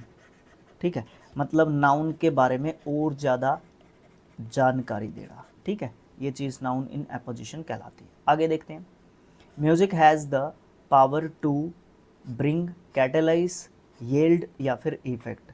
म्यूज़िक के पास जो है पावर है क्या करने की, आउट द डीपेस्ट इमोशंस, निकाल के लेके आना डीपेस्ट जो इमोशंस हैं। ब्रिंग आउट, ब्रिंग आउट हमारी होती है फ्रेजल वर्ब। क्या होती है भैया, phrasal verb.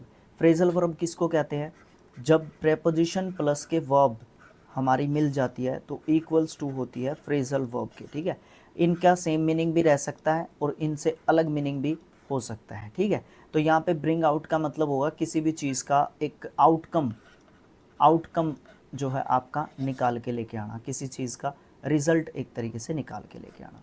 In fact it is a music medicine and many seek refuge in it where they are depressed or stressed. Very good. It is this intimacy that makes us listen to music dash even hum or sing sometimes.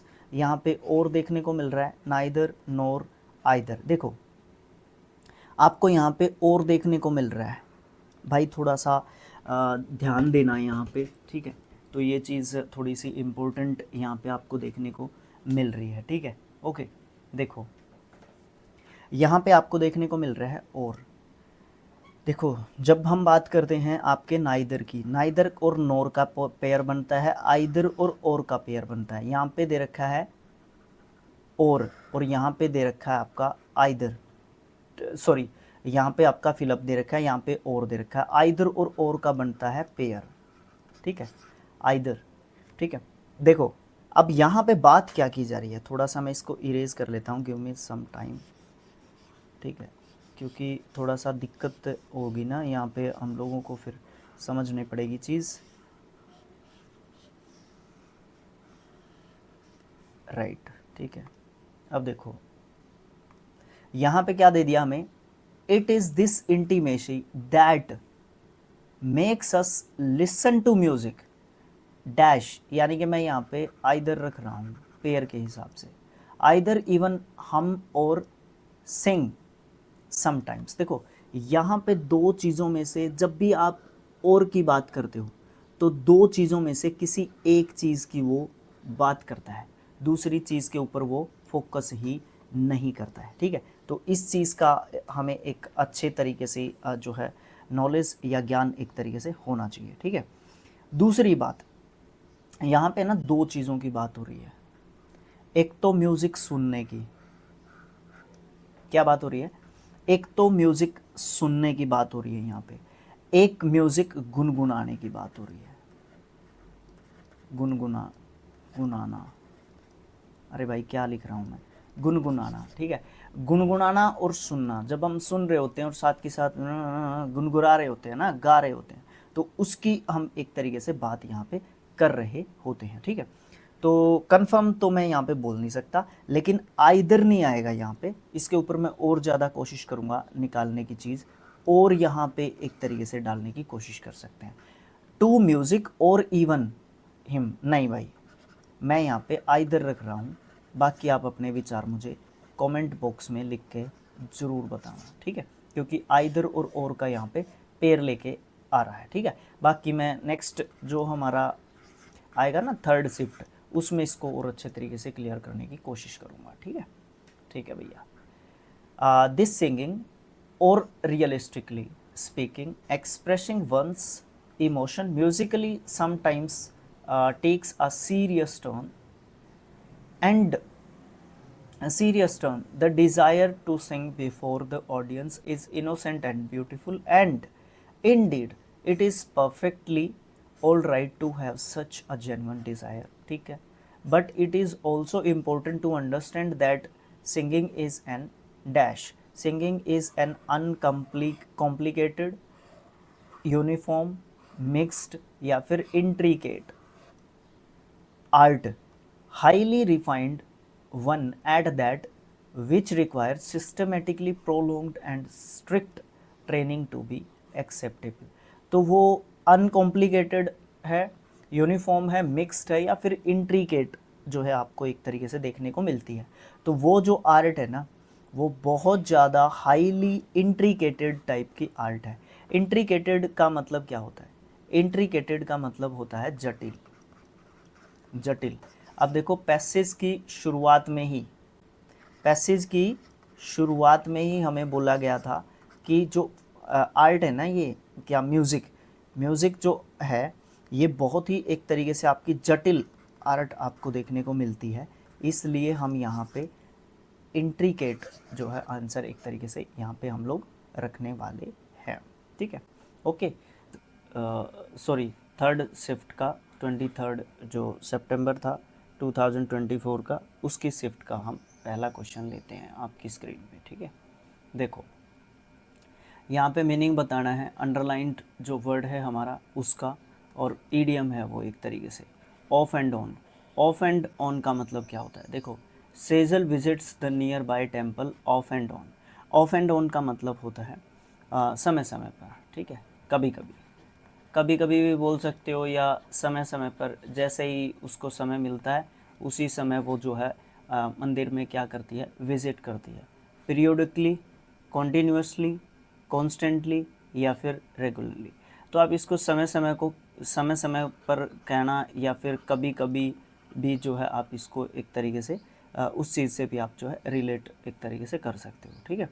तो periodically आप जो है इसका सही answer यहाँ पे कहोगे, ठीक है, क्योंकि वो कॉन्टीन्यूसली नहीं जाती थी, तो रेगुलरली भी नहीं होगा और कांस्टेंट भी नहीं होगा, कुछ तीनों ही एक जैसे जो है यहाँ पे अर्थ जो है हमें देते हैं, ठीक है। अगला क्वेश्चन आता है हमारा PQRS जो है आपके OPQRS, कुछ इस तरीके के हमारे सेंटेंसेस दे रखे हैं, उनको हमने जो है क्या करना है, जम्बल्ड ऑर्डर से जो है आपको एक तरीके से असेंड क्या करना है, उनको एक तरीके से सीक्वेंस वाइज लगाना है और एक मीनिंगफुल जो है सेंटेंस एक तरीके से बनाना है, ठीक है। तो unlock their potential, empowers individuals to and shape their future, the power of education। देखो कहाँ से शुरू हो रही है हमारी बात, द पावर ऑफ एजुकेशन से स्टार्ट हो रही है, ठीक है। तो इसको हम लोग पहले नंबर पे रखते हैं। अगर मैं आर को पहले नंबर पे रख रहा हूँ तो क्यू कट सकता है, ओ कट सकता है, ये दो ऑप्शंस हमारे बच सकते हैं, तो इसको ले लेते हैं पहले।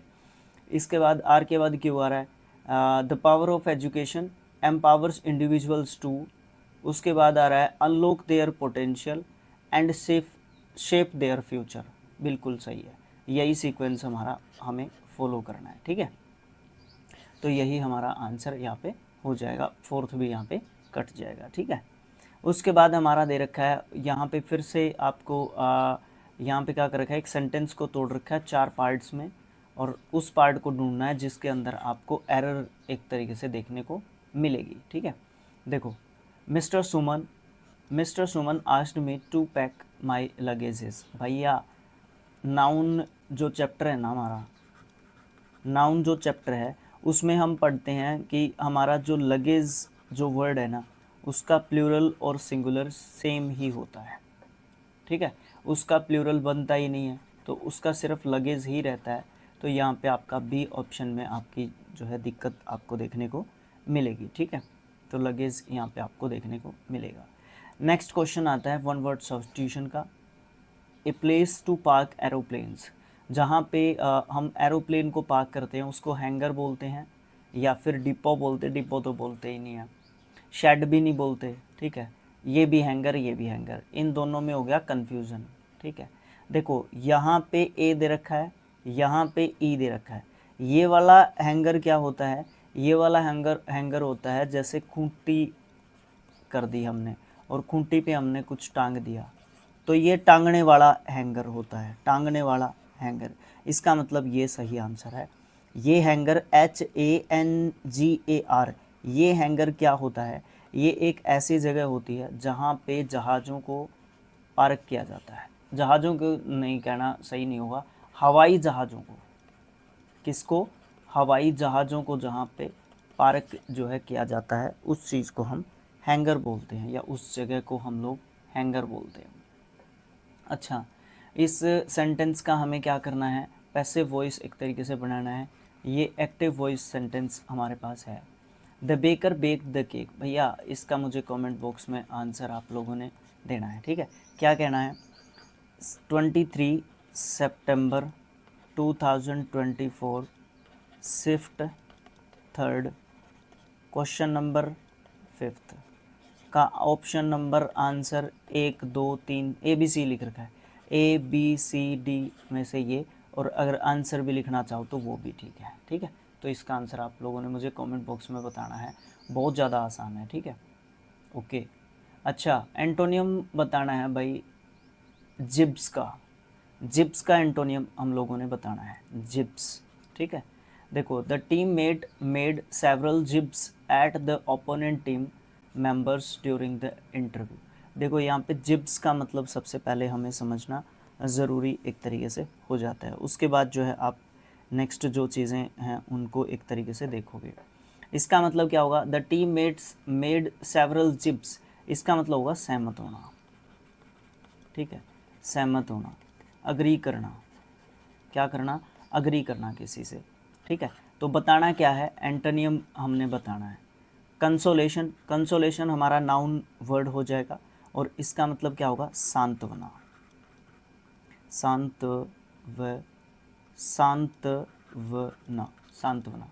इंस्पिरेशन आप पता है, इंस्पिरेशन जब हम किसी का मनोबल एक तरीके से बढ़ाते हैं, मनोबल आप इसको बोल सकते हो, प्रेरणा आप इसको एक तरीके से बोल सकते हो। ठीक है, मोकरी मतलब मजाक, एक तरीके से आप इसको एक तरीके से बोल सकते हो। ठीक है, मजाक बोल सकते हो मोकरी का। ठीक, अच्छा, उसके बाद आपका आ गया कॉन्ट्राडिक्ट। कॉन्ट्राडिक्ट का मतलब क्या हो जाएगा, कॉन्ट्राडिक्ट का मतलब हो जाएगा खंडन एक तरीके से करना, खंडन करना, या एक तरीके से आप ये कह सकते हो कि आप विरोध करते हो एक तरीके से। ठीक है, विरोध करना। ठीक है, कोई सभा है, वहाँ पे आपको बुलाया गया है और कोई विचार किसी ने रखा, और उस विचार में आप जो है क्या कर सकते हो, उस विचार में आप जो है क्या करोगे कि उस विचार से रिलेटेड आप जो है अपनी बात कहोगे, तो उस समय पे क्या होगा, उस समय पे आप जो है उस विचार से आप सहमत नहीं हैं, आप सहमत नहीं हैं, तो आपने क्या किया है, कॉन्ट्राडिक्ट किया है, उसको खंडन करना बोलते हैं एक तरीके से, कि मैं नहीं मानता भाई इस बात को, ये बात ऐसे हो ही नहीं सकती। आप इसको एक तरीके से विरोध का एक रूप दे सकते हो, एग्जैक्ट विरोध नहीं कहते इसको। ठीक है, लेकिन कहीं ना कहीं एक रूप हो सकता है उसका। तो कॉन्ट्राडिक्ट जो है जिब्स के लिए राइट जो है आपका एंटोनियम आपको देखने को मिलेगा। ठीक है, अच्छा, मोस्ट अप्रोप्रिएट ऑप्शन ढूंढना है, सब्सटीट्यूट करना है अंडरलाइन सेगमेंट को जो भी सेंटेंस के अंदर दे रखा है। Athens was suffering under the rule of a powerful small group that had no concern for people's welfare. उनको लोगों के वेलफेयर की कोई चिंता नहीं है, कोई कंसर्न एक तरीके से नहीं है, ठीक है।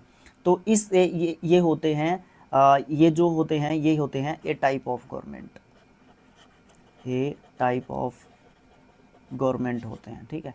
तो ये ए टाइप ऑफ गवर्नमेंट होगी। तो ऐसी गवर्नमेंट कौन सी होती है? जो पावरफुल होती है, जिसमें कुछ लोग या कुछ लोगों का जो एक समूह होता है वो जो है राज करता है और वो कंसर्न ही नहीं कर रहा लोगों के वेलफेयर की, तो ठीक है। तो ऐसी जो गवर्नमेंट है इन चारों में से वो जो है हमारी कौन से टाइप की एक तरीके से गवर्नमेंट होती है? तो वो होती है ओलिगार्की। ओलिगार्की इसको बोलते हैं कुलीन तंत्र, कुलीन तंत्र एक तरीके से, ठीक है। अच्छा, बाकी के भी हैं हमारे पास। मिशनरी होते हैं पादरी, ठीक है, जो हमारे कौन से धर्म को एक तरीके से, जो ईसाई धर्म को ज़्यादातर स्प्रेड करने की कोशिश करते हैं ना, तो वो मिशनरीज होते हैं, ठीक है। एंशियंट हिस्ट्री में भी और मॉडर्न हिस्ट्री में भी आपने कुछ हद तक, मॉडर्न हिस्ट्री में भी था ऐसा कि मिशनरीज़ को भेजा जाता था। आजकल भी आप जो है देखते हैं कि जो हमारे कॉन्वेंट जो स्कूल होते हैं ना, उनमें मिशनरीज़ होते हैं, ये कोई ना कोई ये सिस्टर्स वगैरह को यहाँ पे ये लोग छोड़ते हैं, ठीक है। डेमोक्रेसी तो आपको पता ही है, हमारा देश डेमोक्रेटिक कंट्री है, लोकतंत्र, ठीक है। मोनार्की किसको बोलते हैं हम लोग? मोनार्की जो है हमारा होता है राजतंत्र, ठीक है। क्या होता है? राजतंत्र हमारा मोनार्की होता है। तो right answer option number B जो है हमारा यहाँ पे रहेगा। उसके बाद आपका आता है करेक्ट स्पेलिंग फिल करना है ब्लैंक के अंदर, ठीक है। तो I often fail to dash remember someone name. तो यहाँ पे एक्यूरेटली का स्पेलिंग पूछा। देखो एक्यूरेटली ये नहीं है, एक्यूरेट, एक्यूसेटिवली नहीं नहीं नहीं नहीं, ठीक है। एक्यूरेट ये यहाँ पे गड़बड़ है। तो option number D is the right answer. ये स्पेलिंग टेस्ट के लिए सबसे इम्पोर्टेंट स्पेलिंग्स में डालूंगा मैं इसको। और एडजेक्टिव, एडवर्ब या एडजेक्टिव दोनों का काम ये कर सकता है अकॉर्डिंग टू सिचुएशन, जहाँ पे भी इसका जिस यूज़ की ज़रूरत पड़ती है तो कई बार ये अपने रूप बदल लेता है। रेक्टिफाई करना है इनकरेक्टली स्पेल्ड वर्ड को जो कि सेंटेंस के अंदर दे रखा हो, ठीक है। तो देखो यहाँ पे I doubt that these lifts can accommodate 100 people. देखो सबसे पहली बात तो ये वर्ड है ना, ये वर्ड पहले भी हमारे 2024 के सीरियल में आ चुका है, ठीक है, आ चुका है ये वर्ड, पहले इसका जिक्र हो चुका है। तो करेक्ट स्पेलिंग हमारा ऑप्शन नंबर डी में दे रखा है, ठीक है। इसके बारे में बड़े अच्छे तरीके से हमने विचार किया था, पीछे हम जिक्र कर चुके हैं।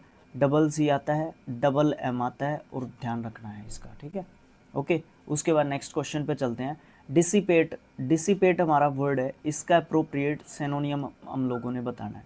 देखो डिसिपेट का मतलब क्या होता है?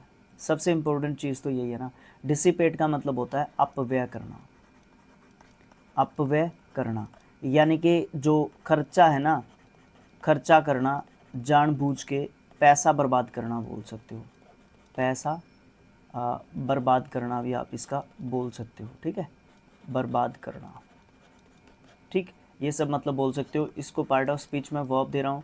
तो dissipated and dissipated second and third आपको इसके फॉर्म्स देखने को मिलेंगे। ग्लोरियस, OUS एंडिंग वर्ड है, ग्लोरियस का मतलब एडजेक्टिव आपका जो ये वर्ड है ये देखने को मिलेगा। और ग्लोरियस का मतलब होता है चमकदार, वैसे तो, ठीक है, चमकदार बोल सकते हो, ओजस्वी बोल सकते हो, ओजस्वी, ठीक है। वो बात को कह रहे हैं या किस चीज़ को कह रहे हैं? मैंने एक सिंगर है हमारे दिलजीत, है ना, दिलजीत है ना, उनका एक सॉन्ग है ग्लोरियस गला, है ना। तो गला, गला मतलब बात, बातें, ग्लोरियस बातें होती हैं तुम्हारी, है ना, तो वो ये बोलता है। तो ग्लोरियस गला, ग्लोरियस चमकदार। हेस्ट आप जो है किसको बोलते हो? हेस्ट जो है हम लोग एक तरीके से जल्दबाजी, जब हम बहुत ज़्यादा जल्दबाजी करते हैं तो हेस्टली हम जो है चीज़ों को करते हैं। मैल, मैल जब भी आएगा तो नेगेटिव मीनिंग आपका लेके आएगा। मेलिशियस, मेलिशियस आपका एडजेक्टिव जो है आपको देखने को मिल रहा है।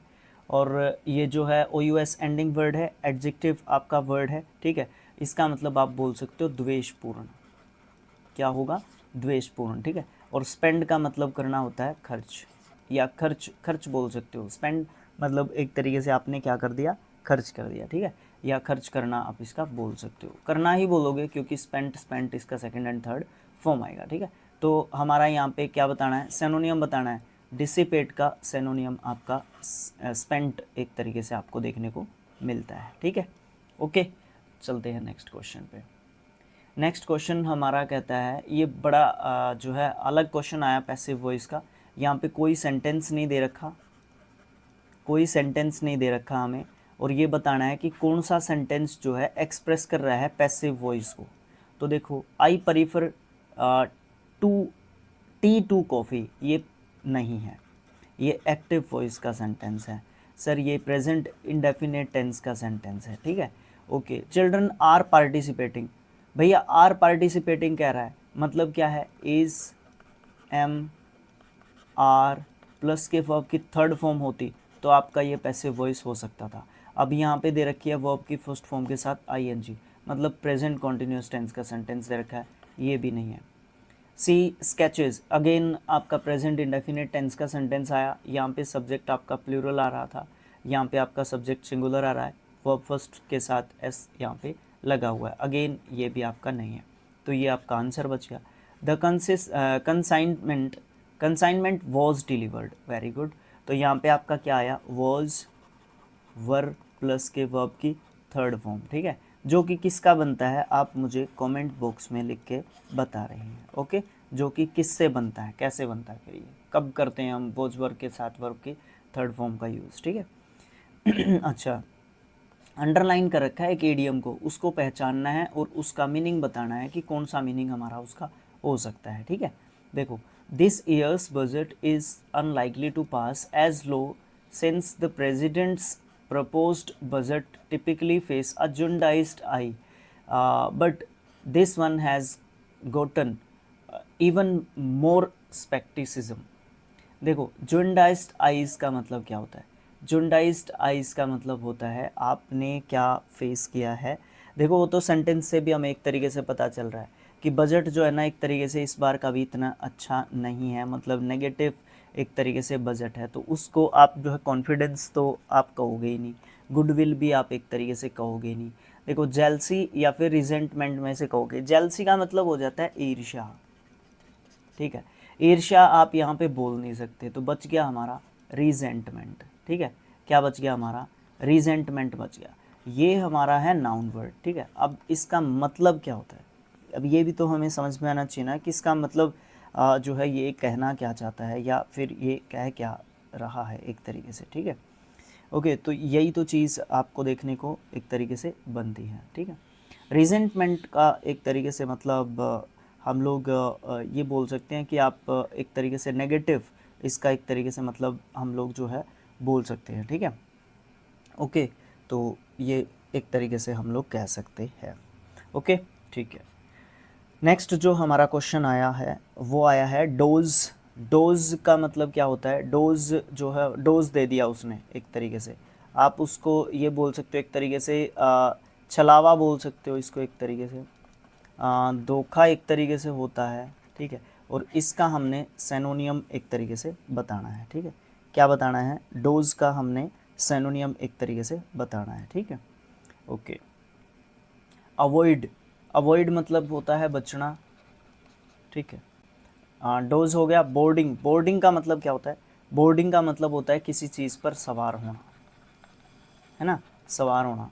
फोर्स, फोर्स मतलब ज़बरदस्ती, आप इसको एक तरीके से बोल सकते हो, ठीक है। वैसे इसका मतलब बल भी होता है। अब यहाँ पे हम लोग बल तो यहाँ पे एक तरीके से बोल नहीं सकते क्योंकि साइंस हम लोग नहीं पढ़ रहे हैं, यहाँ पे इंग्लिश पढ़ रहे हैं, तो ज़बरदस्ती आप इसका यहाँ पे एक तरीके से डाल सकते हो, है ना। या फिर यहाँ पे कई बार इसका मतलब ताकत भी एक तरीके से हो सकता है, ठीक है। तो वो अलग अलग बात यहाँ पे आपको देखने को मिलती है। अमाउंट मतलब क्वांटिटी, किसी चीज़ की क्वांटिटी की यहाँ पे बात एक तरीके से की जाती है। अवॉइड मतलब छलावा एक तरीके से होता है, तो सॉरी, डोज मतलब एक तरीके से छलावा होता है, तो अवॉइड मतलब एक तरीके से बचना हो गया, तो अवॉइड आपका यहाँ पे सही आंसर रहेगा। आया याद। रिजेंटमेंट, रिजेंटमेंट का मतलब पता है क्या होता है, रिजेंटमेंट का मतलब होता है असंतोष, असंतोष, ठीक है। वैसे एग्जैक्ट वर्ड दिमाग में नहीं आ रहा था ना, तो इसलिए हम लोग इसको छोड़ के आगे निकल चुके थे। वैसे तीनों ऑप्शंस को हमने नेगलेक्ट कर दिया था और एक का हमने निकाल दिया था, कॉन्फिडेंस और गुडविल हो ही नहीं सकता, रिजेंटमेंट आपका आंसर बच गया, ठीक है। वो दिमाग में नहीं आ पा रहा था कि इसका एग्जैक्ट हिंदी मीनिंग हम लोग क्या जो है यहाँ पे बोल सकते हैं, ठीक है। ओके, नेक्स्ट है अंडरलाइन वर्ड कर रखा है एक सेंटेंस के अंदर, उसका हमने एंटोनियम बताना है, ठीक है। हर बिहेवियर वॉज सो ओस्टेंटेटियस, भैया स्पेलिंग टेस्ट के हिसाब से भी इम्पोर्टेंट वर्ड है, इसको अच्छे तरीके से ध्यान रखना होगा, ठीक है। एडजेक्टिव वर्ड हो गया हमारा ये, ठीक है।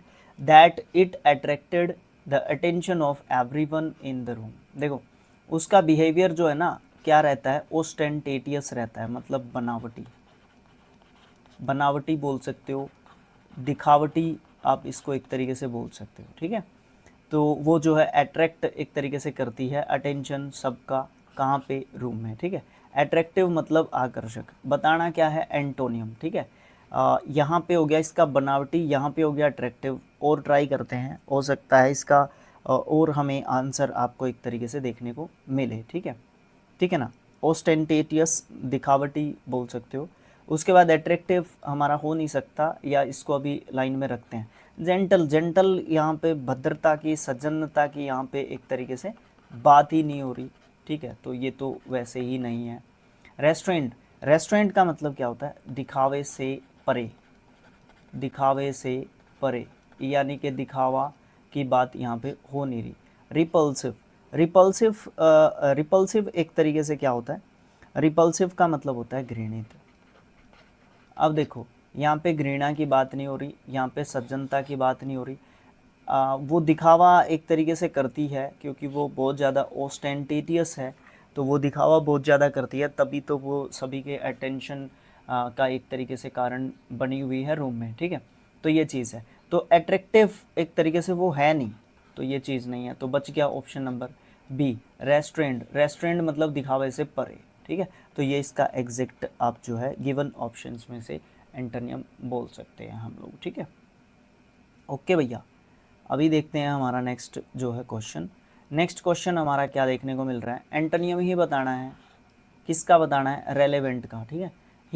Her remarks were relevant to the discussion.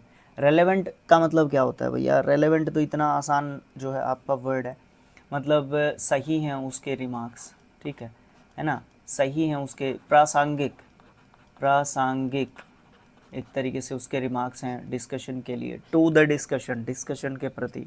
In appropriate, देखो क्या पूछा है, एंटोनियम पूछा है, इन अप्रोप्रिएट, बिल्कुल सही बात है, इन अप्रोप्रिएट हम रेलेवेंट का एंटोनियम बोल सकते हैं, और अप्रोप्रिएट इसका सिनोनिम एक तरीके से आप लोग बोल सकते हो। बाकी सब वर्ड्स को, इंट्रोडक्टरी, इंट्रोडक्टरी की वैसे कहीं पे भी आप जो है इसको लगा नहीं रहे, लेकिन परिचयात्मक, परिचयात्मक हम इसको बोल सकते हैं। सूटेबल सही हैं एक तरीके से, या फिट एक तरीके से बैठ रहे हैं, ठीक है, फिट एक तरीके से बैठ रहे हैं। कंक्लूसिव, जिनके ऊपर एक तरीके से जिक्र किया जा सकता है, या जो एक तरीके से निर्णायक, निर्णायक एक तरीके से जो हो सकते हैं, ठीक है, कंक्लूसिव एक तरीके से हो सकते हैं। तो in appropriate is the right answer. अच्छा, नेक्स्ट क्वेश्चन आपको देखने को मिल रहा है जो कि ये कह रहा है कि ऐसे ऑप्शन को ढूंढना है जो कि यूज़ कर रखा हो जिसमें फ्यूचर जो है आपके टेंस का, फ्यूचर टेंस का यूज़ कर रखा हो। बाय द नेक्स्ट दिसंबर तो सब में ही दे रखा है, मतलब यहाँ से आपका फ्यूचर बनता है, ठीक है। आई विल बीइंग कंप्लीटेड, गलत, आई विल बी कंप्लीटेड, गलत, ठीक है। आई विल हैव कंप्लीट, गलत, हैव के बाद आपको थर्ड फॉर्म लगानी होती है, ये आपका सही आंसर यहाँ पे बच गया। By next December, I will have completed 6 year in this home, ठीक है। अगले दिसंबर तक, जैसे ही अगला दिसंबर आने वाला होगा, मैं इस घर में, है ना, इस घर में, दिस होम, इस घर में मुझे 6 साल कंप्लीट हो जाएंगे। विल हैव कंप्लीटेड, 6 साल मुझे यहाँ पे हो जाएंगे, ठीक है। ओके, ये तो वैसे ही गलत जा रहा है। विल बी कंप्लीटेड आपका वो सेंस नहीं दे पा रहा है जो आपको देनी चाहिए। B will have been completed वैसे ही गलत आपका एक तरीके से हो रहा है, ठीक है। तो ये सेंटेंस इसको कंप्लीट कर सकता था, बट ये भी आपका सीधा सीधा दिखाई दे रहा है कि फ्यूचर के बारे में बात जरूर कर रहा है बट गलत कर रहा है या गलत तरीके से कर रहा है, अटैक और किसी के ऊपर कर रहा है, ठीक है। अच्छा, अंडरलाइन वर्ड्स कर रखे हैं सेंटेंस के अंदर, उनके लिए मोस्ट अप्रोप्रिएट सब्सटीट्यूशन ढूंढना है गिवन ऑप्शंस में से। Ranjit failed in his exams as he had been addicted of social media। भाई addicted का फिक्स्ड preposition होता है to, ना कि of, ठीक है।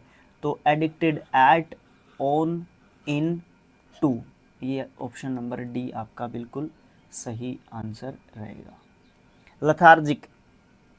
लथार्जिक का हमने बताना है क्या, लथार्जिक का हमने बताना है एंटोनियम, ठीक है। ये लथार्जिक है हमारा एक एडजेक्टिव वर्ड, ठीक है। और लथार्जिक का मतलब होता है जो बहुत ज़्यादा सुस्त जो होता है, ठीक है। एक्टिव का मतलब होता है चुस्त। अभी हम रुक जाते हैं, क्या पता और कोई मिल जाए, नहीं तो मेरा आंसर ए है, ठीक है। मॉडरेट का मतलब क्या होता है, औसतन, ठीक है, एवरेज जिसको हम बोलते हैं। लिंग्विड का मतलब क्या होता है, लैंग्विड का मतलब हो जाएगा कमज़ोर, ठीक है, कमज़ोर है जो। एंग्री का मतलब गुस्सा, ठीक है। ओके, तो ऑप्शन नंबर ए ही सही होगा हमारा। उसके बाद नेक्स्ट क्वेश्चन आया, वन वर्ड सब्स्टिट्यूशन बताना है किसका, इस वर्ड का। The evening time when the sun has just set it is almost dark. तो शाम का समय बताना है जब सूरज अभी ही छिपा है। सूरज अभी छिपा है मतलब कंप्लीटली आपका अंधेरा नहीं हुआ है। तो डस्क हम किसको बोलते हैं, ये सारे के सारे समय ही एक तरीके से बता रखे हैं। सांझ बोलते हैं डस्क को, ठीक है। तो आपका वही समय होता है, ये डस्क ही होता है, क्योंकि ये यहाँ पे कंप्लीटली आपका अंधेरा नहीं हुआ होता, कुछ रोशनी होती है, लेकिन वो सूरज जो छिप रहा होता है वो रोशनी होती है। डाउन क्या होता है, डाउन का मतलब होता है सुबह का जो समय होता है, सुबह का जो समय होता है ना, सुबह का जो समय होता है सूरज के निकलने से पहले का, सूरज निकलने से पहले का, क्योंकि ये एग्जैक्ट जो है वही सिचुएशन होती है जो शाम को डस्क होती है ना, सुबह वही डाउन होती है, ठीक है। नाइट आपको पता है। डे ब्रेक का मतलब पता है क्या होता है, डे ब्रेक का मतलब होता है जब उससे और ज़्यादा सुबह हो चुकी होती है, थोड़ी बहुत धूप या सूरज की रोशनी आपकी निकल चुकी होती है, ठीक है। तो ये सारे के सारे टाइम जो है दे रखे हैं, दिन के पार्ट्स, ठीक है, दे रखे हैं। अंडरलाइन कर रखा है एक सेगमेंट को, उसका सब्स्टिट्यूशन ढूंढना है मोस्ट अप्रोप्रिएट, यानी कि सिनिकल, यानी कि एक वर्ड दे रखा है तो इसका सिनोनियम एक तरीके से हम लोगों ने ढूंढना है, ठीक है। The cynical investors believed in every word the analysts said। तो वो क्रेडुलस है, वो डिस्ट्रस्टफुल है, वो परसुएड है, या फिर वो क्रेडिबल है। भैया सिनिकल का मतलब क्या होता है ना, सिनिकल का मतलब होता है एक तरीके से भरोसेमंद जो लोग होते हैं, भरोसेमंद, ठीक है। ओके, तो सिनिकल हो गया। अब यहाँ पे भरोसा एक क्रेडुलस बात कर रहा है, डिस्ट्रस्टफुल नहीं करता, ये नहीं करता, क्रेडिबल विश्वसनीय होता है। अब भैया ये विश्वस्त, इसको भी विश्वसनीय बोल सकते हैं, इसको भी विश्वसनीय बोल सकते हैं, लेकिन इन दोनों के बीच में एक डिफरेंस होता है। वो डिफरेंस क्या होता है पता है, ये जो है ना, ये इसको है ना, एक बात बोल दो एक बार में ही ये मान जाएगा बात को, लेकिन ये जो है किसी चीज़ की क्वालिटी के बारे में बात करता है, ठीक है ना, किसी चीज़ की क्वालिटी के बारे में बात करेगा कि उस किसी भी चीज़ की क्रेडिबिलिटी कितनी है।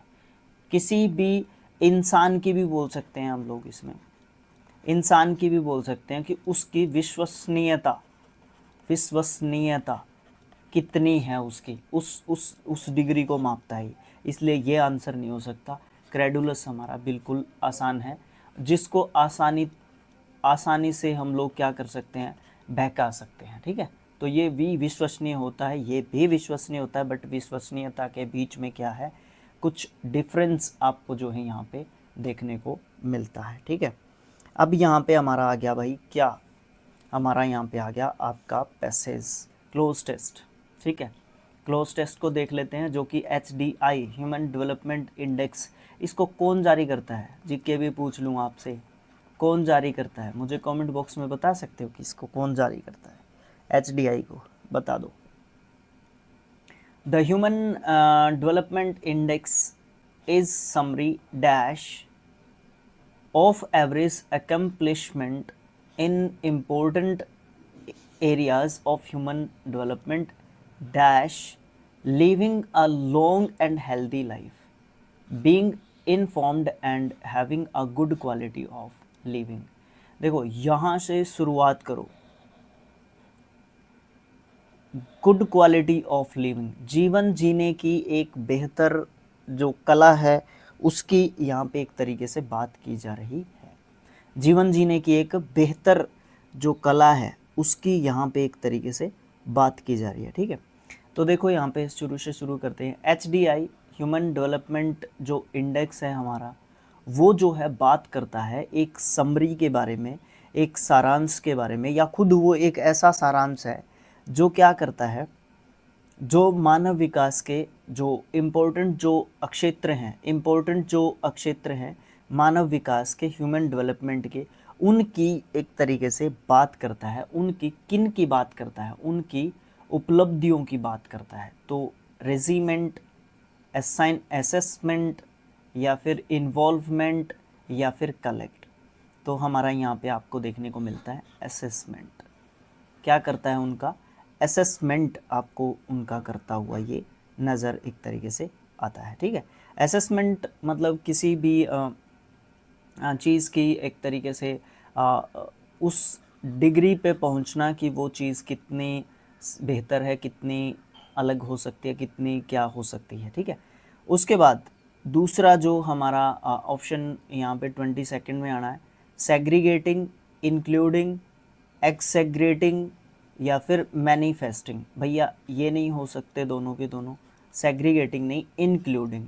क्या करना है, देखो बात क्या चल रही थी, average accomplishment in important areas of human development, वो तो उसमें शामिल ही है, लेकिन उसमें लिविंग, ये नहीं बात कर रहे थे हम, गुड क्वालिटी ऑफ लिविंग, ये जो है इसमें ये चीज़ें भी शामिल है। Living a long and healthy life, जीवन जीना जिसमें शामिल है, इंक्लूडिंग है, इसमें शामिल है, क्या शामिल है, एक अच्छी ज़िंदगी जीना और लंबी ज़िंदगी जीना, एक हेल्दी रोग फ्री जीवन जीना, उसमें ये भी जो है चीज़ें आपकी एक तरीके से शामिल है ना, लंबा और स्वस्थ जीवन आप इसको एक तरीके से बोल सकते हो। ठीक है, नेक्स्ट जो क्वेश्चन है, HDI is the geometric mean of the normalised dash for each dimension. देखो यहाँ पे क्या कहने की कोशिश कर रहा है कि जो भी हमारा जो HDI है, ह्यूमन डेवलपमेंट जो इंडेक्स है, वो हमारे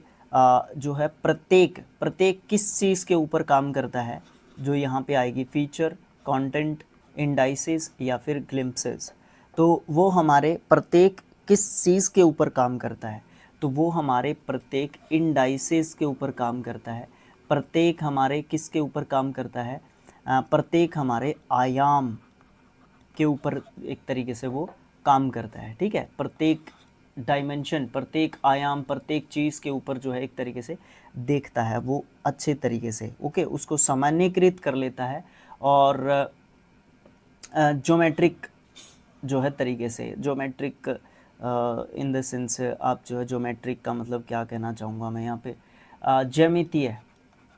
ज्यामितीय तरीके से जो है वो चीज़ों को एक तरीके से देखता है। इन शॉर्ट अगर मैं यहाँ पे कहना चाहूँ, HDI जो होता है हमारा, वो जो है हमारा हमारे समाज में जो चीज़ें फैली हुई होती हैं उनसे परे हट के चीज़ों को, लाइफ की जो लाइफ एक्सपेक्टेंसी है, इन सब चीज़ों को ऊपर बढ़ाता है, और जीवन जीने की एक स्वस्थ जीवन जीने की एक कला के बारे में एक तरीके से बात करता है। थोड़ा सा बस मैंने उलझा दिया है, तो वो उलझन एक तरीके से मैं थोड़ी सी ख़त्म करने की कोशिश कर रहा हूँ, ये चीज़ आपको शॉर्ट में एक तरीके से बता के, ठीक है। ओके, ठीक है जी। उसके बाद the health component is dash by life expectancy at birth, while the education dimension is measured by the average number of years of schooling for individuals aged 25 and above, as well as the dash number of the years of schooling for school age children। यहाँ पे बात ही पूरी ख़त्म एक तरीके से कर दी गई है और दो फिलअप समय दे दिए गए हैं, 24th एंड 25th, दोनों हमारे ऑप्शंस भी यहाँ पे आपको देखने को मिल रहे हैं, ठीक है।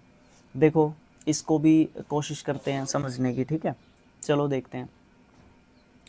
जो हमारा HDI है, इसमें जो हमारे स्वास्थ्य से संबंधित जो हमारे घटक हैं, हेल्थ जो कंपोनेंट्स हैं, है ना, जो भी हमारे हेल्थ जो कंपोनेंट्स हैं, उनको जन्म के समय जो हमारी लाइफ एक्सपेक्टेंसी है, जो हमारी लाइफ एक्सपेक्टेंसी है ना, जो हमें जन्म के समय से ही एक तरीके से मिलती है जीवन जीने की कला, उसके द्वारा इसको क्या किया जाता है, मेज़र एक तरीके से किया जाता है।